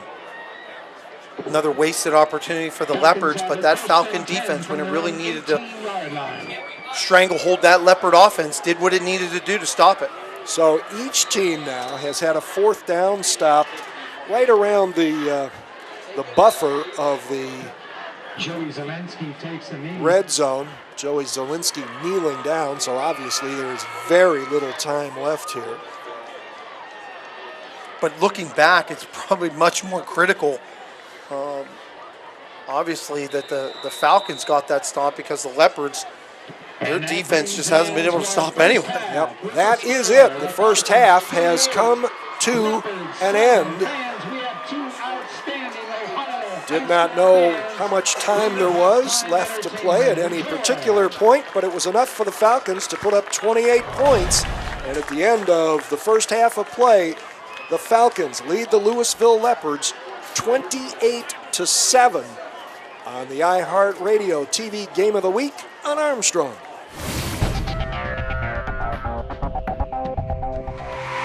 Hello, it's Janice, and I'm here to tell you about Armstrong Telephone. With Armstrong, the clarity of the phone calls is amazing. It's crystal clear. Even when we call England, before we had Armstrong Telephone, it was crackling. You couldn't understand what was being said on the other line. You know how that would crackle? It was unbelievable. You could lose connection. All that went away when we had Armstrong Telephone. Getting ready for the second half of action between the Fitch Falcons and the Louisville Leopards. The Falcons leading 28-7 at halftime. Jim Campbell and Mario DiMartino with you. Len Gessler keeping his pencil sharp, working the stats tonight. Falcons outgained the Leopards 254 to 161 in the first half, and that's right on pace for the Louisville defense, which has been giving up about 500 yards a game. The Falcons rushed for 173 yards on 26 carries, led by their quarterback, Joey Zielinski, who rushed 10 times for 73 yards and scored one of their 4 touchdowns, his 4th touchdown run of the year. Also have touchdown runs from Jakari Lumsden and Randy Smith, who combined to rush for 89 yards in the first half. Louisville, meanwhile, just 25 yards on 10 rushes. Jackson, 22. And it is Gavin Van Zandt leading them in rushing yardage with just 14 yards on 3 carries. Through the air, Fitch 4 of 7, 81 yards and a touchdown. That touchdown, their first touchdown pass of the year, and it was thrown on an option play by wide receiver Ralph Fitzgerald. Quarterback Joey Zielinski is 3 for 6. For the Leopards, Jared Mady has thrown the ball 23 times, completed 14 for 136 yards, 1 touchdown, and 1 interception. And their fine receiver, Bryce Zuppe, has caught 7 passes for 39 yards, but it was Dylan Burek who caught the touchdown pass on a 32-yard play. He has 3 catches for 59 yards. The Falcons have averaged almost 7.7 yards a play compared to 4.9 for the Leopards. Big problem for the Falcons, 7 penalties for 75 yards. They have 11 first downs compared to 7 for Louisville, which had only 3 penalties for 30 yards. So that pretty much takes care of your first half stats. And Fitch will open the second half with the football by virtue of winning the opening toss and deferring. They will open up on offense with Joey Zielinski at quarterback, Randy Smith at running back, Devin Moore, Ralph Fitzgerald, and Dylan Beanie at the wide receivers, Anthony Carino, the superback, Dylan Moore, the center, the guards, Nate Galino and Nate Armstrong, the tackles, Nick Bush and Tom Leskovac. For Louisville on defense, Jason Gord and Blake Robbins at the ends, Drew Dorshuk at the nose. Tackle is Riley Brendel. The linebackers, B.J. Singer and Dylan Walsack. The safeties, Max Hartline, Dylan Rebuck, and Grayson Beamer. The corners, Cam Lingle and Jack Davis. And here we go, the kickoff, another squib with a high bounce. Grabbed at the 35 and a nifty little shake and bake run out near midfield. Yeah, very nice because Drew Bretzik ended up catching it on the bounce. Nice little swerve move to set the Falcons up, and looks like they made a really good decision, winning that toss, deferring to the second half, starting off with some excellent field position at midfield. And this is a way that they could really just kind of dominate this game at this point. If you come out of the second half, get a nice score, really stretch this lead out for the Falcons. Well, as was the case in the pregame, the clock worked and then quit when the game started. It worked most of the time during halftime, but is not operative right now. Zielinski. This is Randy Smith on the cutback, and he has room coming to the near side, slides past one tackler, eludes another, and is finally pummeled to the turf inside the 30-yard line on a great ad-lib run. Just in some incredible blocking up front for the Falcons, drive blocking the defensive line for the Leopards, 4, 5, 6 yards downfield, really before Randy Smith even got touched. And then as we talked about, no backside support on the Leopards. Randy Smith has had at least 3 or 4 cutbacks like that where he's turned it into some really positive yards. 21-yard gain for Randy Smith, the guy that Coach John DeMarco said, we cannot let him have a big night. We have got to be able to tackle him. He skips past another tackler and dives inside the 25 down to the 24, so that'll be a pickup of 5 there. And it's just a case where the Leopards, especially their linebackers and secondary, you're going to have to start to bring up and really take a chance and bring that secondary up close to the line of scrimmage, almost go to a press, try and force the ball into Zielinski's hands. But the guys up front, especially for the Falcons, just moving people. Nate Armstrong had a beautiful pancake block on the last play. Smith to the right of Zielinski. In motion on the jet sweep. This will be down close to first down yardage. Ralph Fitzgerald on the run. And it's not only that, it's just the missed tackles once the Leopards are in position that they're missing on. 1 yard short of the first down. 3rd and 1. Ball resting right at the Louisville 20-yard line. And the other thing that happened in the first half with the Falcons being able to continue drives, gain some rhythm, gain some momentum, just continued to grind away that clock and play a little bit of keep away from that Leopard offense. Little movement up front for the Louisville defense. There's the jet sweep fake, and Zielinski right up the middle before being rocked as he crosses the 15-yard line. And that's the balance, outside, inside. Haven't even had Jakari Lumstead into the game yet, but the Falcons showing a lot of different players and giving the Leopards a lot of different looks. 6-yard pickup, first down Falcons at the Louisville 14. And if you're the Leopards, you've just got to keep dropping guys into the box until you can kind of stop it or put the ball into Zielinski's hands to throw the ball. Zielinski, man in motion, gets the football. This is Randy Smith fighting inside for tough yardage down to about the 11. And it's a case where B.J. Singer, the linebacker, just got right into the hole against Randy Smith. And his diminutiveness, his ability to change direction so fast and cut and then get back up to top speed, beautiful play by Smith. 3-yard pickup. Randy Smith is listed at 5'7", 165.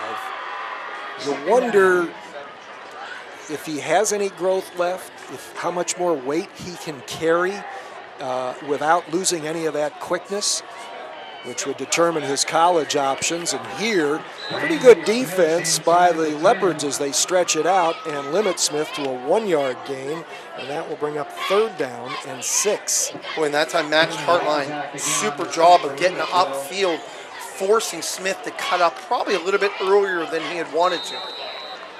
Ball just inside the 10, so it's 3rd and a long 5.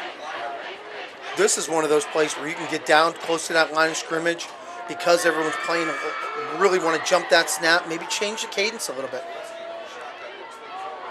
Snap, fake handoff to Smith. Zielinski goes straight ahead, pounds down close to the 6-yard line. It'll be 4th down and about at least 2. Now at the 4th down, I mean, if you've got someone like Correa, keep the confidence, just get some points. I mean, really, just get some points and continue to pile it on. There's another 2-yard pickup. It is 4th and 3 at the 7. I'm with you. Take some points here. Correa's got a great leg. This is only slightly more than an extra point. You don't want to come away from your first drive in the second half, even with a big lead. You don't want to come away without points. And the Falcons now either will think it over or reconsider what they want to run if they keep the offense out on the field. But even in that situation, Jim, let's walk it through. You go through, you end up calling the timeout late. Why not have, if you think you're going to call the timeout, get to the line of scrimmage, try and get them to jump to steal the first down. You're going to burn the timeout anyway, and then you can talk about it. At least you took your shot. They didn't jump. They realized the game was up, and now you're going to come back and do what you're going to do anyway. That's just me, though. are available Monday through Friday. The Coach DiMartino show begins airing on... I don't know if I've really thought that through, but hey. Well, you wouldn't be the first. I've made a career of that. Yeah, you've done well at it, buddy. All right, it is 4th and 3, and no kicking unit out there, I don't think. Nope. Leopards have been in this position, though, the last time down deep. They were able to come away with the stop. Not quite this deep, but Zielinski, 3 receivers left, going to run right, puts his head down and crashes inside the 5, close to the 3, and that'll be enough for a Falcons first down. Boy, and not only is Randy Smith a wonderful runner tonight and showing good speed and quickness and change of direction, but showed some grit that time as basically the lead blocker for Zielinski, kicked out the outside linebacker and made some pursuit and allowed Zielinski to get the first down. 4-yard pickup, 1st and goal from the 3. Zielinski and Smith looking back to the bench to get the final play determination. Smith with the ball. Stop, start, reverse, and maybe back to the line of scrimmage. Even a credit for a yard gain to bring up 2nd and goal from the 2. Leopards have been pressed.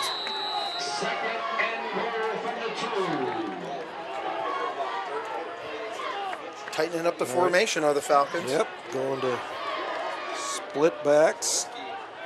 Hand off. That could have been Lumsden. Randy Smith takes it in. Touchdown Falcons. Little change of direction. Started one way, came back the other way on a little bit of a counter. Beautiful play by Smith, and a tough decision for Coach Annarella on that 4th down play to let Zielinski go in for the run, and really wanted to try and start to put this game away with some added points. Well, the Falcons had scored 21 points total in 2 games. Dylan Correa knocks it through. They have put up 35 by early in the 3rd quarter here in this ball game. Lead Louisville 35-7. This is the iHeartRadio TV Game of the Week on Armstrong.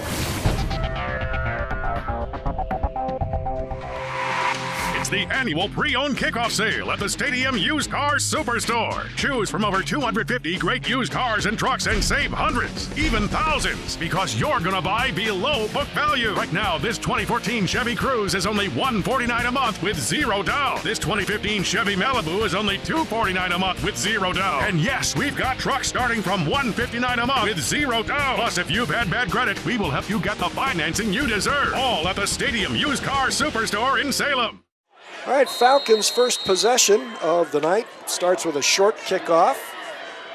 A return to the 50, and 10 plays later, the Falcons are in the end zone, and Louisville is getting its first touch of the ball in the 2nd half. Taken from the 8, this is Max Hartline, puts his head down against stiff resistance as he crosses the 20, maybe to the 22, and that's where Louisville will start. As they've had for most of the evening, great kick coverage for the Falcons, and they've had a lot of opportunities to gain some practice on it.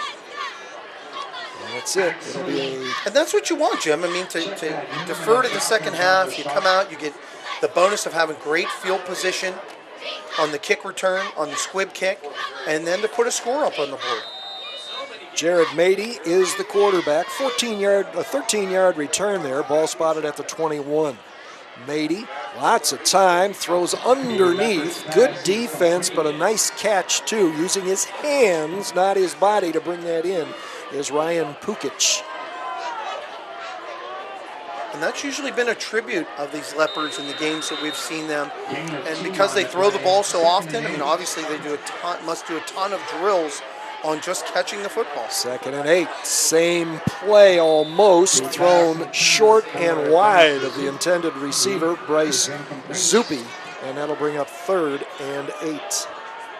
And it's been a case where Jared Mady, when he's been off, I mean, he's been off. It's not like the plays are close and the receivers aren't getting out of the break. I mean, these are a lot of plays that Mady has been pretty inaccurate in some times. and it puts them in another long down and distance. 3rd and 8. Mady will roll to the left. Throws far side and leaves it short. And the receiver couldn't go down and scoop it up. Incomplete. And it's a case where that offensive line really did a nice job on a rolling pocket, gave him plenty of time. The only hard part was being a right-hander, trying to throw across his body to the receiver, but threw it low and behind again to the receiver. So 3 and out first time, and now we're in a situation where if the Falcons score again, the lead will be over 30 points, and there'll be a continuous clock somewhere. Not on the scoreboard, because it's not working, except when there's no game going on. Shanked kick, but it may have a decent result. Randy Smith runs up to grab it. Dangerous return attempt, but it works out for him as he gets the ball into Louisville territory at the 49. And Jim, I've never really been a big fan of that. We've talked about that on air.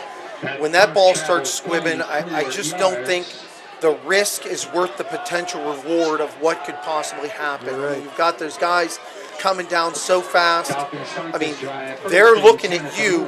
You're looking at the ball. 33-yard punt. Yeah, you can. That's can't something justify it. You can, the coaches can say, you know what, Randy, that wasn't the best decision. You might want to think about that. It's great that you're trying to make a play. And that's about all they'll need to say because it happened with a 28-point lead. But in a close game, you want them to remember that. Smith again, and this time he is bottled up. The Louisville defense was ready for him. Actually, That was Jakari Lumsden, and it'll go as a 3-yard loss. And if I'm not mistaken, I believe the Falcons have changed quarterbacks. Dom Montalbano has checked in at quarterback. He's 0 for 4 through the air this year. DeAndre McKeever is their other quarterback. Montalbano fakes the handoff, throws it to the far side, complete. This will get the lost yardage. Just a quick little screen to that outside. Receiver just took one step back. Montalbano delivered the ball pretty crisply. So it is 3rd and 10, and Montalbano has his first pass completion. Boy, an opportunity to work with the number 1 group, the first team offensive line in there. Lumsden behind him, fake to him. Good fake as Montalbano rolls right, throws up the sideline on the run. Is it a catch? Yeah, I believe it is. I think so. Is that Before Corey Vernon. Yeah, Corey Vernon. No, they're going to rule it incomplete now. Oh, it appeared that Corey Vernon had made the catch over closer to the sideline, and that's just a little bit of the inexperience of the quarterback Montalbano, because he had Vernon, who ran a very nice route and just hesitated in the delivery towards the end. First punt of the night for Nick DeSalvo, who's averaging over 41.5 yards a kick in the first 2 games, and we can see why. This is a dandy. Fair catch called for. Hartline then lets it bounce. It is grabbed and down. No. They're going to call it a touchback. He got it at the 1, but his momentum carried him into the end zone.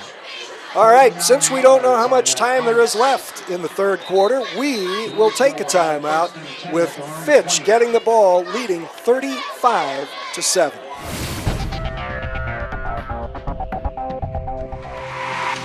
Hi, Rob Fellman for Boardman Subaru, where the Subaru A Lot to Love event is going on now. Come check out our huge selection of award-winning vehicles. Kelley Blue Book says Subaru is the best overall brand with the best resale value. Take advantage of 0% APR financing on select new models now through August 31st. The Subaru A Lot to Love event is going on now at the all-new Boardman Subaru, just south of Route 224 on South Avenue. When looking for home design inspiration, don't just be inspired, be Baird inspired. Whether new or remodeling, Baird Brothers has the latest trends like shiplap to refresh your home.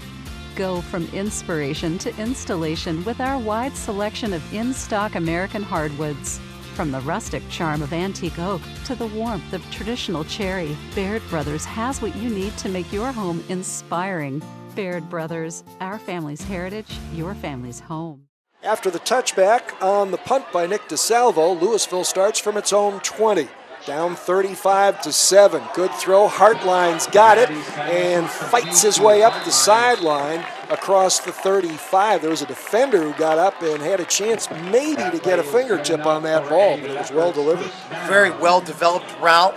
Love the way Zuppi, who was the outside receiver, had cleared out basically the cornerback who had dropped back into a deeper drop, just really allowing Hartline to run a nice crisp out to the out. And very well developed throw that time by Mady. 20-yard pickup to the 40. Quick throw, and again it's Zuppi, and he leans forward in the hands of a defender and crosses midfield with the football for a first down. Shane Hewitt on the coverage. Boy, and unfortunately for the Falcons, Braylon Douglas, number 48, is kind of buckled over around the 30-yard line. They're going to have to give him some attention. Well, they're not going to give him that stretch because his knee was apparently on the ground as he spun in the grasp of Shane Hewlett, so it goes as a 9-yard gain and will bring up 2nd and 1 while Cheatham is being attended to back at the 31-yard line. Boy, a beautiful throw that time by Jared Mady. Really stepped up, had a lot of pressure right at his face. Threw a very driven in ball. Well, if this Louisville team, and again, what is voted on in the preseason by folks is often based on past success. But we were told even last week that Louisville and Alliance were kind of the teams to beat in their conference. But Louisville is on the verge of being 0-3. Alliance took a pretty good licking from Canfield. So it's a thing where people they don't often look or often enough look at exactly what they're voting on, and sometimes or talking about, and sometimes that's hard to do in high school because it doesn't have the same type of intense media analysis that other levels do. On 3rd and 1, Van Zandt is met as he gets the football and will be dropped for a 1-yard loss on 3rd and 1. Boy, Malik Cheatham just filled the hole for the Falcons and absolutely blew up Van Zandt. Beautiful fill to show awareness, to read that hole and just get up, and just a beautiful wrap tackle. I need to correct myself. It was 2nd and 1, so now it's 3rd and 2. Mady going to air it out deep, and he overthrows his receiver on the near sideline. The guy that he wanted to hit was Bryce Zuppi. He was open, but that ball got hung out over the sideline. Now it's 4th down and 2. Yeah, and it's Shane Hewlett, who was a cornerback on him. Nice job of running with him. Had some good safety help over the top. Lawan Axel, who was playing deep. I mean, he was in the area. Just a really poor thrown fade route that time by Matthew. Nady. And Louisville wants a timeout. Coach John DeMarco calling it. Wants to make sure they're all on the same page in a 4th and 2. Again, if this were halftime, we could tell you exactly how much time we're left because the clock worked fine at halftime, also during the pregame. But for some reason, once the Fitch band starts to play, the clock goes goofy and they have to shut it down. Jimmy, you were talking a little bit earlier about Louisville on the verge of, going 0-3 and how this happened. I mean, Canfield's been up and down for the past couple of years. I mean, they're in Division III. Canton Hoover, Division II. Austintown Fitch is Division I. So for a Louisville team that is a Division III team, I mean, they're playing up and playing a very good non-conference schedule as they get ready for the Northeast Buckeye Conference. And of course, the players that were inexperienced 3 games ago, and the Falcons just gave away a first down. The team that was inexperienced 3 games ago is now going to have 3 games worth of experience against good competition. And once they get into league play, that could, probably should, benefit them. Not sure what needs to be discussed here, but wow, it's against Louisville. Wow. You talk about when the wheels fall off. I mean, let's remember, I mean, this is a Louisville program that was basically so good, like South Range and Crestview, basically, that a league basically formed another league just to get away from them. Yeah. I mean, so that says a lot about the stature of what you've developed in your program. Well, now, as the play clock is running down under 10, the Leopards decide to punt the football, and they will have to burn another, well, what do we got here? They reset the play clock. Why would they? Maybe they hadn't reset it before. A little bit of a foreign fire drill there with kids going in, kids going out. All right, here comes the punt, we think, by Davis Burek. Had one blocked earlier, and that one was almost knocked out of his path. Here comes Randy Smith. Penalty marker is down, so whatever Smith winds up with isn't going to matter. Boy, and again, the Falcons. Dylan Beanie came very close to blocking another punt on the Leopards. 41-yard punt. 37 yards on that punt.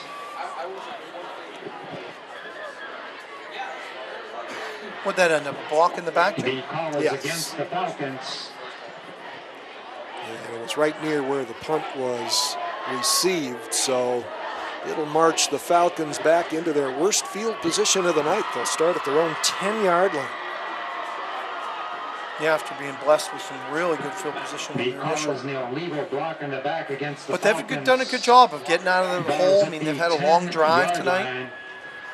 That's where they start this drive, 1st and 10. Well, in addition to a win, assuming that the lead holds up, another thing that the Falcons benefit with tonight is getting some of their younger, less experienced players some game time when it really matters.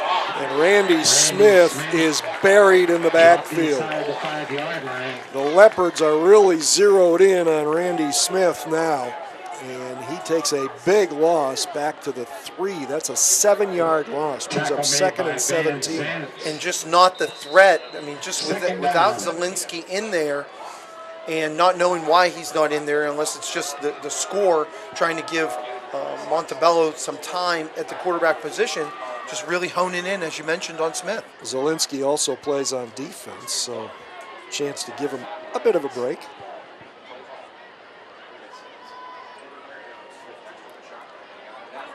Montalbano takes the snap. He'll run it out himself, but he won't run it far. Montalbano keeps the football.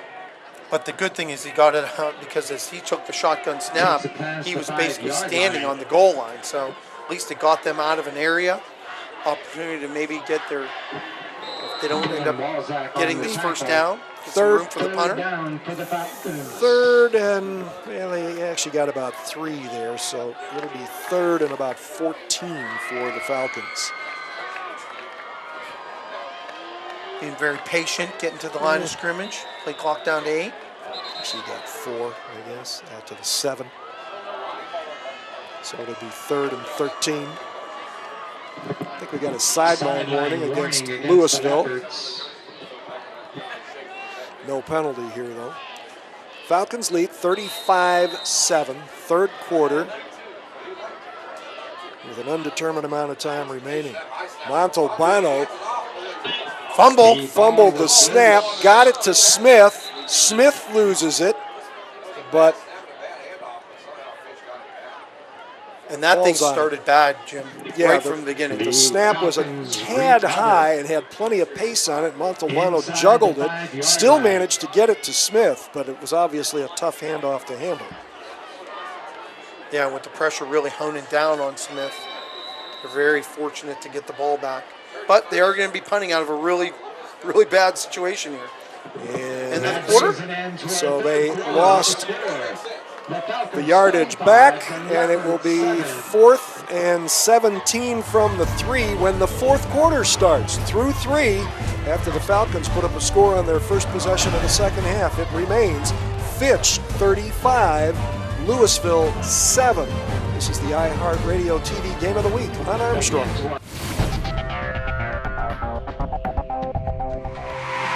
Still trying to decide between EXP and satellite? Let's take a look at the facts. Only EXP from Armstrong offers award-winning local customer support and free service calls with no contracts and no early termination fees. EXP also includes Zoom Internet, the area's fastest, plus an intuitive user interface powered by TiVo for the ultimate TV experience. As you can see, when it comes to EXP versus satellite, there's just no comparison. EXP from Armstrong, this changes everything. All right, we start the fourth quarter. Fitch will be in a punting situation for just the second time, both here in the second half. Nick DeSalvo had a nice kick his first time out, although he lost 20 yards on it because it was a touchback. But other than that, it was a really pretty ball in the air. It actually dropped short of the end zone. But this kick end over end, coming to the near side, taken at the 49 by Hartline. Got a couple good blocks, some nifty weaving running, and he takes it down inside the 30. Yeah, I get the opportunity of some good special teams playing by Hartline, who's really been kind of a forgotten receiver here. Second, third quarter. Has a 41-yard kick. Hartline returns it to the 27, so he gets a 22-yard return. And Louisville, with its best starting position of the game. And Fitch is forced to call a timeout here. Either an alignment problem or I didn't take a quick count. May not have had enough people on the field. When you're talking about Max Hartline, a second leading receiver as far as yards go, kind of a disappearing young man tonight. He came into the ball game with 12 receptions, averaging just over 11 yards a catch. 2 of his catches have gone for touchdowns. His longest reception, 31 yards. Nick DeSalvo averaging 45 yards on his 2 punts tonight. Boy, when he punts it, it just seems like the ball kind of explodes off of his foot. All right, Louisville from the Falcons' 27-yard line. Jared Mady looks right, looks left, looks right, looks left, into the end zone, and a scoop-up catch, a great catch, comeback by Brian Zuppi. His 3rd touchdown reception, and he really earned it. Hardline, I think. We got a Fitch player down. It was Bryce Zuppi, number 15, who made that touchdown scoop catch. And as he came back to the ball, the Fitch defender had a knee crumble out from under him. Yeah, it was a really long developing play, had some good protection up on his offensive line, and at the last moment as the Falcon defensive line was closing in, threw that underthrown pass, but receiver fought and got it. Did a great job getting his arms underneath the football as he came back to it. This may just be maybe a cramp in the left thigh, the quad in the back of the leg. Yeah, as you touched, I mean, coming back to help your quarterback as the ball's up in the air, you see it's a little bit underthrown. Defensive back got a little bit lost in the wash there, and I believe it was Dylan Beanie. Identifying the injured Falcon as Brandon Crone.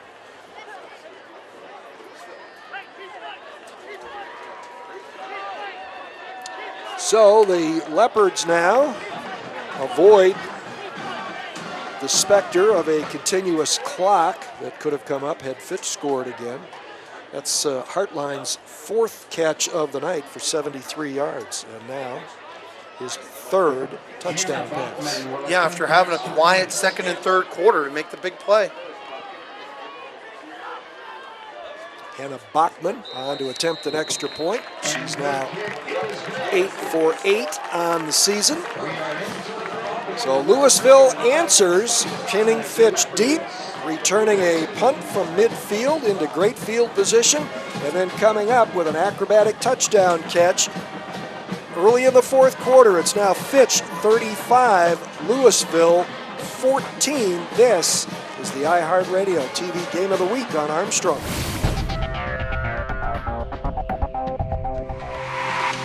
Hi, Rob Fellman for Boardman Subaru, where the Subaru A Lot to Love event is going on now.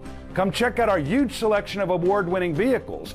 Kelley Blue Book says Subaru is the best overall brand with the best resale value. Take advantage of 0% APR financing on select new models now through August 31st. The Subaru A Lot to Love event is going on now at the all-new Boardman Subaru, just south of Route 224 on South Avenue. The history, the sports, the stories, the events.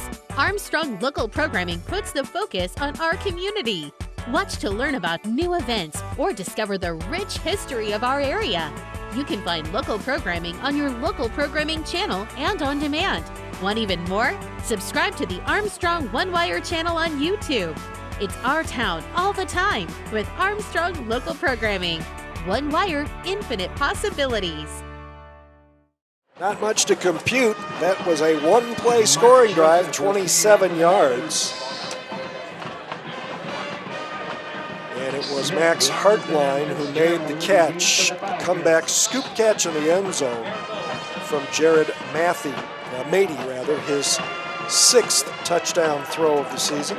It's amazing how one thing plays off to the other. You get bad field position, you hold them down deep, you get good field position off of their punt. Short field, some confidence, touchdown. Make that his 7th because he had one in the first half. 35-14 now. Falcons will get the football with a chance to build the lead and choose some clock. Another squib kick. This one, however, will roll out of bounds. Once again, it was kicked in the direction this time of Daniel Newman. When the Leopards, I don't know if that's what they do all the time, but showing great respect to the return team of the Falcons, especially Randy Smith back there. Although, well, maybe it shows less confidence in their kick coverage team. Don't know. They haven't had to kick off much tonight, so we don't know. Ball's going to be placed where the ball went out of bounds at the 38-yard line. Yeah, hard to actually know how much time is left here in this fourth quarter, but never know. There's been stranger things that have happened. Well, the Falcons just need to get back into rhythm. Boy, and Zielinski is still not back in. And in fact, a little bit of a high snap and a quick handoff. This is Jakari Lumsden fighting his way through heavy traffic. Boy, and a beautiful block over on that left side by Christian Armstrong. Open it up so Lumsden could get a really nice game, set up a 2nd and short. DeAndre McKeever, a junior, 140-pounder, is the new quarterback. Ball goes to the 44, pickup of 6. McKeever takes the snap. He was surprised to get it, so he keeps it. Nobody else was moving. He got the ball. He said, oh, well.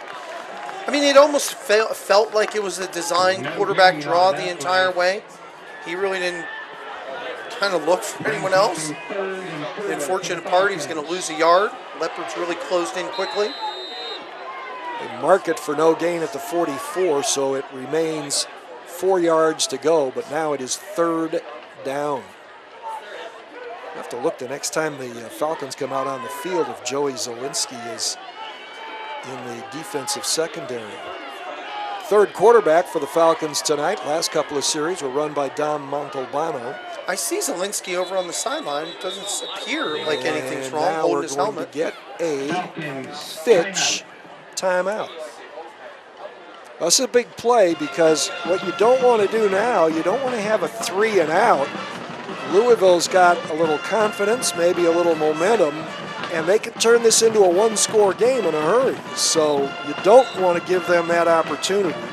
If you're going to give up the ball without scoring, you want to eat up as much of whatever amount of time is left in the ball game. Again, if you're just joining us, the scoreboard clock has been inoperative throughout the game. It has worked in the pregame and at halftime, but has, for some reason, been inoperative during the game itself. So go figure. All right, so here we go. 3rd and 6, or 3rd and 4 rather. DeAndre McKeever, the junior quarterback, takes the snap, fakes it to Lumsden, goes straight ahead, and 140 pounds is not built to smash through the middle of the line. It'll be 4th and 4. Boy, and things have really taken a decided turn for this Falcon offense once Zielinski went out. Well, field position was a part of that on the last drive. But even a little bit of a mess up with the snap coming back and the missnap on the handoff to Smith. So here's Nick DeSalvo, who has punted well tonight and has a chance to change the field position again. Good snap, perfect in fact, and DeSalvo with a pretty punt. Taken at the 20. This is Hartline. Trying to weave through the coverage. He's going to wind up with about an 11-yard return. It's a 36-yard punt. Boy, and that time actually some really good coverage. Didn't see a lot of Falcons really over pursuing the ball. Kind of got down to about the 30-yard line, and about 5 guys just kind of broke down and waited for Hartline to make his decision. All right, it is an outstanding opportunity for Louisville, however, as the Leopards take over at their own 31-yard line, still down by 2 scores. They know how much time remains because it's being kept down on the field. So they know what they have to do, at what pace they have to run. Quick throw, that is incomplete, and that was not a good throw intended for Hartline. Yeah, because Terrell Oliver really disappointed in himself. That ball was a little bit more behind him, had an opportunity truly for a pick 6. And again, in the last 2 years, Fitch has had 4 interceptions returned for touchdowns against Louisville. And Oliver already has an interception on the evening. First turnover of the year generated by the Falcons. Mady looks left all the way this time and sends it too high up the ladder for Davis Burek. Boy, beautiful pressure up front by Mike Faree, causing the high throw, forcing Mady to throw off his back foot and high. Burke became a real force basically in that second quarter. Touchdown reception, another big catch on that drive. 3rd and 10, will the Leopards be able to extend this possession? Could be the key possession of the game for them, trailing by 2 scores in the 4th quarter. Mady's throw, too high again. He had Zuppi in front of his defender, short of the first down, however, so that was not the best choice of routes by Zuppi, but it is incomplete. 3 straight incompletions, and Louisville will have to give the ball right back to the Falcons. And a lot of the inaccuracy continuing with Jared Mady. A lot of high balls.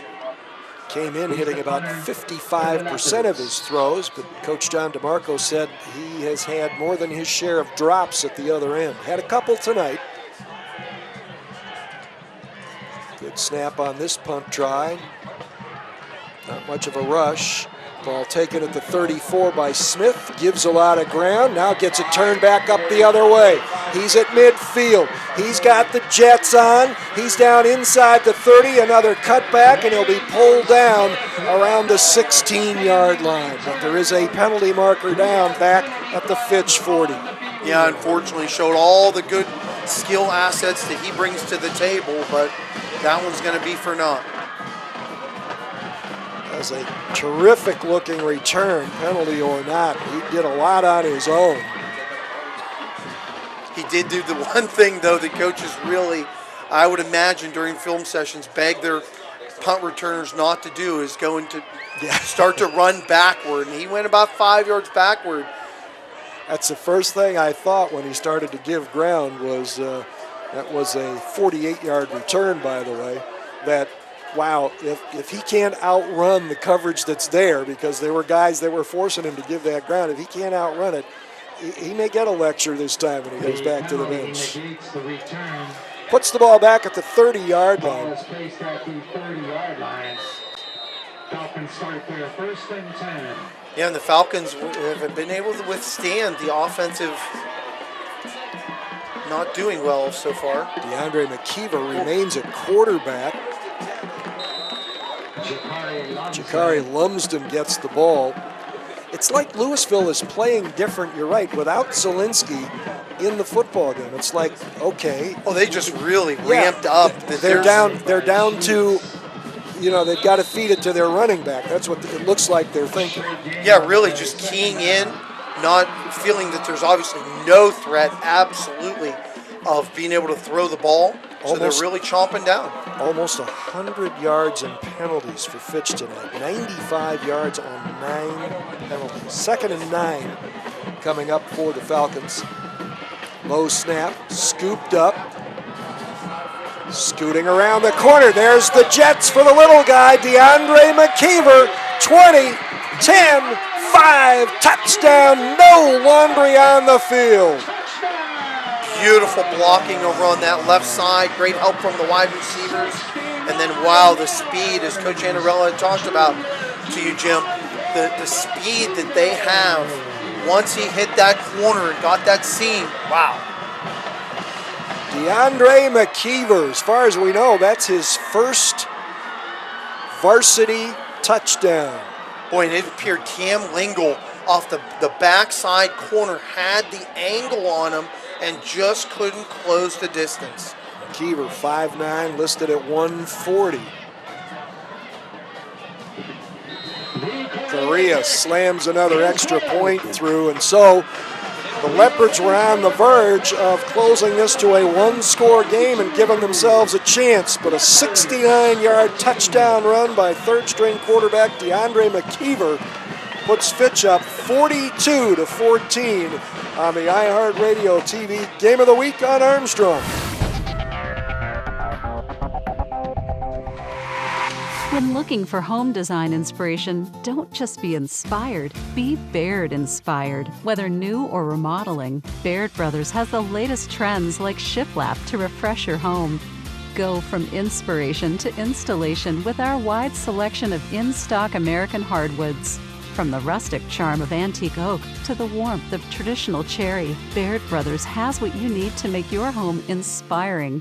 Baird Brothers, our family's heritage, your family's home. It's the annual pre-owned kickoff sale at the Stadium Used Car Superstore. Choose from over 250 great used cars and trucks and save hundreds, even thousands, because you're going to buy below book value. Right now, this 2014 Chevy Cruze is only $149 a month with zero down. This 2015 Chevy Malibu is only $249 a month with zero down. And yes, we've got trucks starting from $159 a month with zero down. Plus, if you've had bad credit, we will help you get the financing you deserve. All at the Stadium Used Car Superstore in Salem. That's a 70-yard two-play drive for the Fitch Falcons. 69 out of them on a scrambling run by DeAndre McKeever.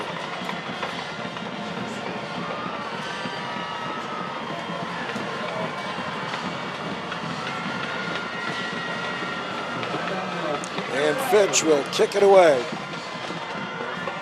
with a comfortable lead once again in hand. Kickoff taken around the 7. Hard run. Out near the 25 or 26. Ball was stripped out of there, but it has been whistled dead. But that special team still trying to get after it, stripping the ball. That was Bryce Zuppe on the return. Spotted at the 25, so it's about an 18-yard return. Ball spotted at the 25. After all the success that the Leopards have had over the years, it's got to be a little frustrating to start off 0-3. And they came in giving up 45 points a game, and they've surrendered 42 in this one. Quick throw to the far side for short yardage. And after a few plays into that second quarter where they gave up some yards after catch to Burek, have really tightened it up in that secondary as they've done for most of the game, where maybe some receivers are making some catches in front on the perimeter, but then that secondary really has done a great job of locking down, making tackles in front of them, keeping everything in front. About a 3-yard pickup there. It's 2nd and 7. Mady, plenty of time, steps up, throws deep, got a man wide open on the sideline. It's Hartline at the 30. Caught from behind as he cut to the middle of the field, but there's the big strike. Mady showing that arm, and it is a first down for Louisville at the Fitch, 24. And it was really only the good awareness of the safety, Randy Smith, playing deep and then just keeping him in front of him just enough so he can get some backside help from the defense coming back to close. 47-yard completion. Hartline's now in this fourth quarter got a couple big plays. First and 10 for the Leopards. Again, no idea how much time is left and how much of an impact that play might ultimately have, especially if Louisville can score quickly here. Juggled snap, Van Zant slides through a defensive, nope, that is not Van Zant. It's a guy we've seen out there before, Nathan Guiley, a sophomore running back. Boy, one of the few times that the Leopards have actually chosen to run the ball with one of their backs. And it actually looked like he gained, well, he did wind up getting 4, so it is 2nd and 6. Mady's throw, near side, complete. Hartline spins away from a tackler. He's got the first down and more. It'll be 1st and goal for Louisville. Boy, in that time, Mady really stepped into that throw, delivering it to Hartline out on the end. With that trips formation, you have the other 2 receivers basically using to clearing out the area and allowing Hartline to run underneath. Crisp little out route, and then turns some nice yards after catch. 12-yard pickup, 1st and goal from the 8. Obviously, the Falcons playing back a little bit, keeping everything in front.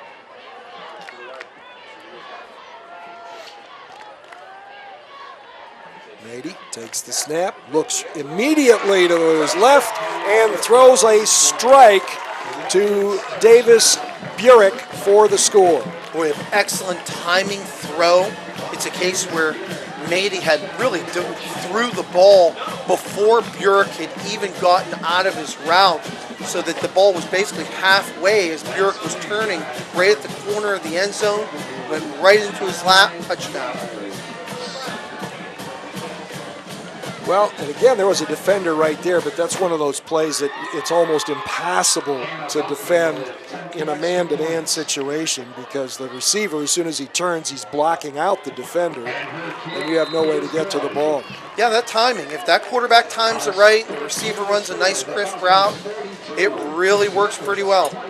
Hannah Bachman boots another extra point through, and now Fitch, which has been giving up 22 points a game, has given up 21. So both of these teams right around their average. The difference is that the Falcons are playing against a team that has given up those 42.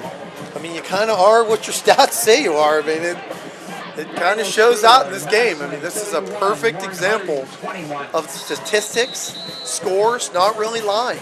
Mady now 22 of 37, 268 yards and 3 touchdowns.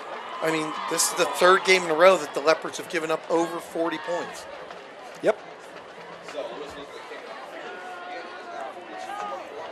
What has not been normal is that the Falcons have put up so many points so far in this season. Yeah, they have twice as many points on the board in this game as they had scored combined in their first 2 games. We'll see if there is another squib kick coming from Louisville.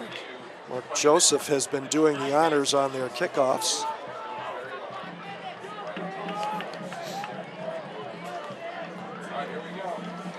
This time it's a line drive kick and had no chance to do Louisville any good. It's okay if you get it over that first line, but then you want it to drop and start bouncing around in funny ways.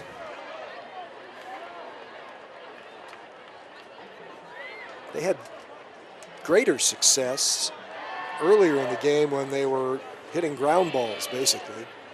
Yeah, that one. That's when the ball gets really crazy. If you have the skill to keep it inbounds at the same time, it forces the receiving team to handle the football. And when it's squirting around out there, that can be mighty treacherous. But I think basically, I mean, if this is the way that the Leopards mostly do it, we saw from the one punt return that obviously was called back on the penalty, keeping the ball away from Randy Smith when you can really have some vision out in some space and see the holes start to open up. Fitch impressive. Will get the ball at its 37-yard line. Handoff. Carrying the football is junior Malik Cheatham. Malik Cheatham, a junior, getting the carry. So Phil Annarella getting a lot of his younger or at least less experienced troops some game time here. Boy, interesting. They had made a change and put some substitute linemen in, and now I see kind of the first team offensive line came back out. Cheatham got a yard that time. DeAndre McKeever, who had that big touchdown run on the last possession, still the quarterback. He tucks it as he runs right, runs into some heavy resistance after crossing the 40-yard line, but he puts the Falcons in a third and manageable yardage situation. And more than anything, the quarterback obviously keeping the ball inbounds, keeping the clock continuing to run. It is 3rd down and 4 for the Falcons from their own 43-yard line. Corey Vernon is the wide receiver to the right or bottom of your screen for the Falcons. He's been involved in a lot of action tonight. Slot left formation. Cheatham is the running back. He'll get it. Had a hole for just a half a second and he couldn't negotiate it. He'll be stopped for essentially no gain, and he'll bring up 4th down. Boy, and the thing about it, even though they did get the long touchdown by the backup quarterback, since Zielinski has gone out, besides that, they've kind of had a host of 3-and-outs as this Falcon offense. We have an official timeout. Going to get an official's timeout here. It's not for a measurement, I can tell you that.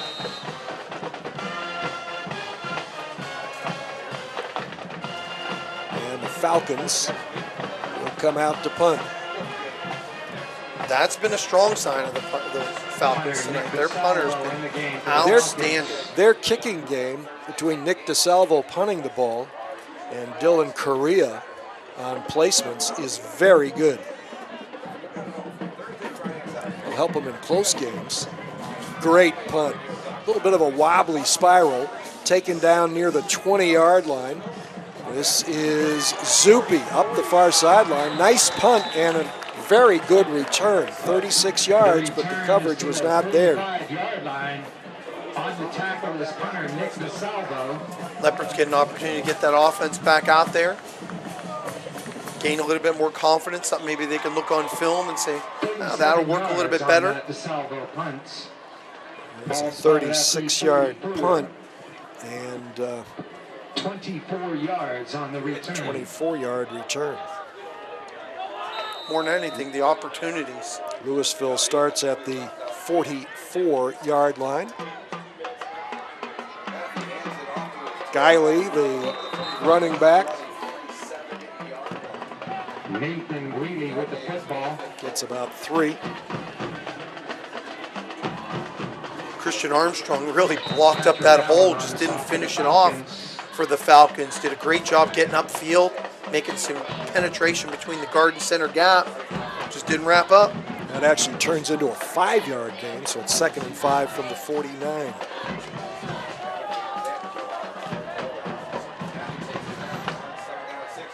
Mady going deep again. This one is going to be picked off. Nope, knocked down. Nobody wound up with it. Looked like it was intercepted. Appears to be ruled an interception. Yeah, it had to be intercepted. I mean, he definitely got it.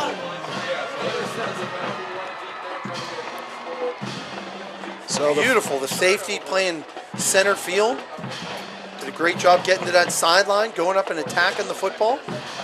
Well, Mady has put up some good numbers tonight, but I think overall, in terms of what the Falcons have given up and the way they've given it up, Phil Annarella and his staff have to feel like they've taken a big step towards improving their pass defense. They've also, in their pass defense, created the team's first 2 turnovers of the season.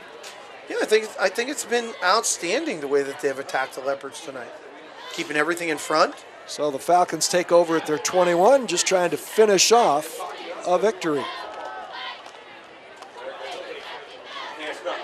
Malik Cheatham's still in there at the running back. Moved the pile on that play to the 24-yard line. Be a pickup of about 3. Yeah, it's something as the Falcons move forward into the season. Good to get their first victory of the year here at home at Falcon Stadium. Fitch now has 301 yards rushing. Although Louisville was giving up an average of almost 390 yards in its first 2 games this year. Leopards make an improvement. Yeah, it's substantial. Quick throw to the outside, that's complete, and up the far sideline. Yeah, but the only bad Close to part a of that first down. was that he got out of bounds. Ralph Fitzgerald on the receiving end. Ralph Fitzgerald, one of the starting receivers. Yeah, has a passing touchdown to his credit tonight on a little trick play for the Falcons earlier in the second quarter, I believe. Forced out of bounds by Van Zantz. Got it out to the 32, so it's a pickup of 8 for a first down.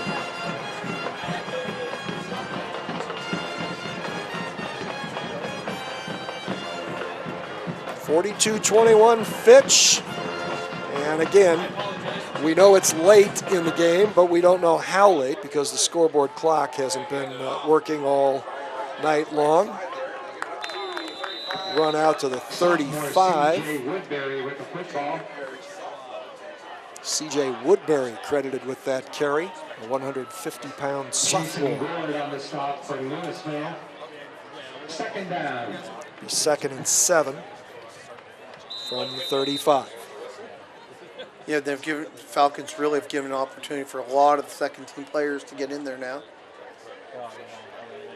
And earlier here in the second half, they got that time when, they were really meaningful minutes. I mean, this is still full speed. It's not a scrimmage. It's not practice.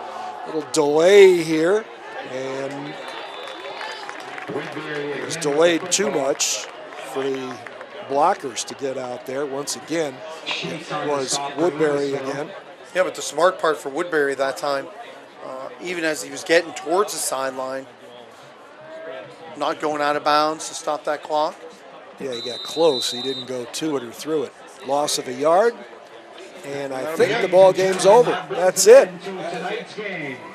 The Fitch Falcons break through with their first win of the season, do it in impressive fashion throughout most of the ball game, and send the Louisville Leopards careening to an 0-3 start. Final score, the Fitch Falcons 42, the Louisville Leopards 21. We'll have a wrap for you in just a minute on the iHeartRadio TV Game of the Week on Armstrong.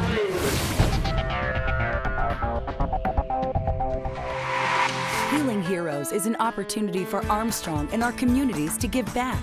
We've partnered with Guardian Angels Medical Service Dogs, which rescues, raises, and individually trains the highest caliber service and assistance dogs at their facility in Williston, Florida.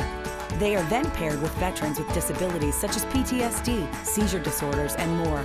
If you would like to help, visit facebook.com/ArmstrongOneWire and click the Healing Heroes tab. Together, we can unleash the power to heal. The Fitch Falcons break into the win column in 2017 with a 42-21 triumph over the Louisville Leopards. Obviously, after an 0-2 start, Coach Phil Annarella and his staff were looking for improvements in a lot of area. In your mind, what were the biggest improvements they showed and can build on? Well, I think the offensive line really exploded off the ball. I think they really, led by Joey Zielinski, I think they really got the ball to a lot of different people. And I think that running game really stepped up tonight. Randy Smith was the leading rusher, 85 yards on 13 carries. The Falcons rushed for 301 yards in this ball game. So something to launch with, if you will, on their defense. Although they gave up a good number of points, they showed some pretty crisp tackling in that passing game. I think they did what they needed to do against this Louisville offense, keeping everything in front, making the solid play in front, not giving up really big plays when they didn't have to. Keep everything in front and just survive another play. They did, and they survived them good, doubling up on the Louisville Leopards, 42-21. That's the story from Fitch in this ball game. So for Mario DiMartino, our producer, cinematographer, and editor, and everything else having to do with video, Greg Roten, statistician Len Gessler, I'm Jim Campbell. Thanks for joining us. We'll be back with you in about 2 weeks, depending on when you're watching this, for what should be a great All-American Conference battle between Canfield and Struthers. Talk to you then.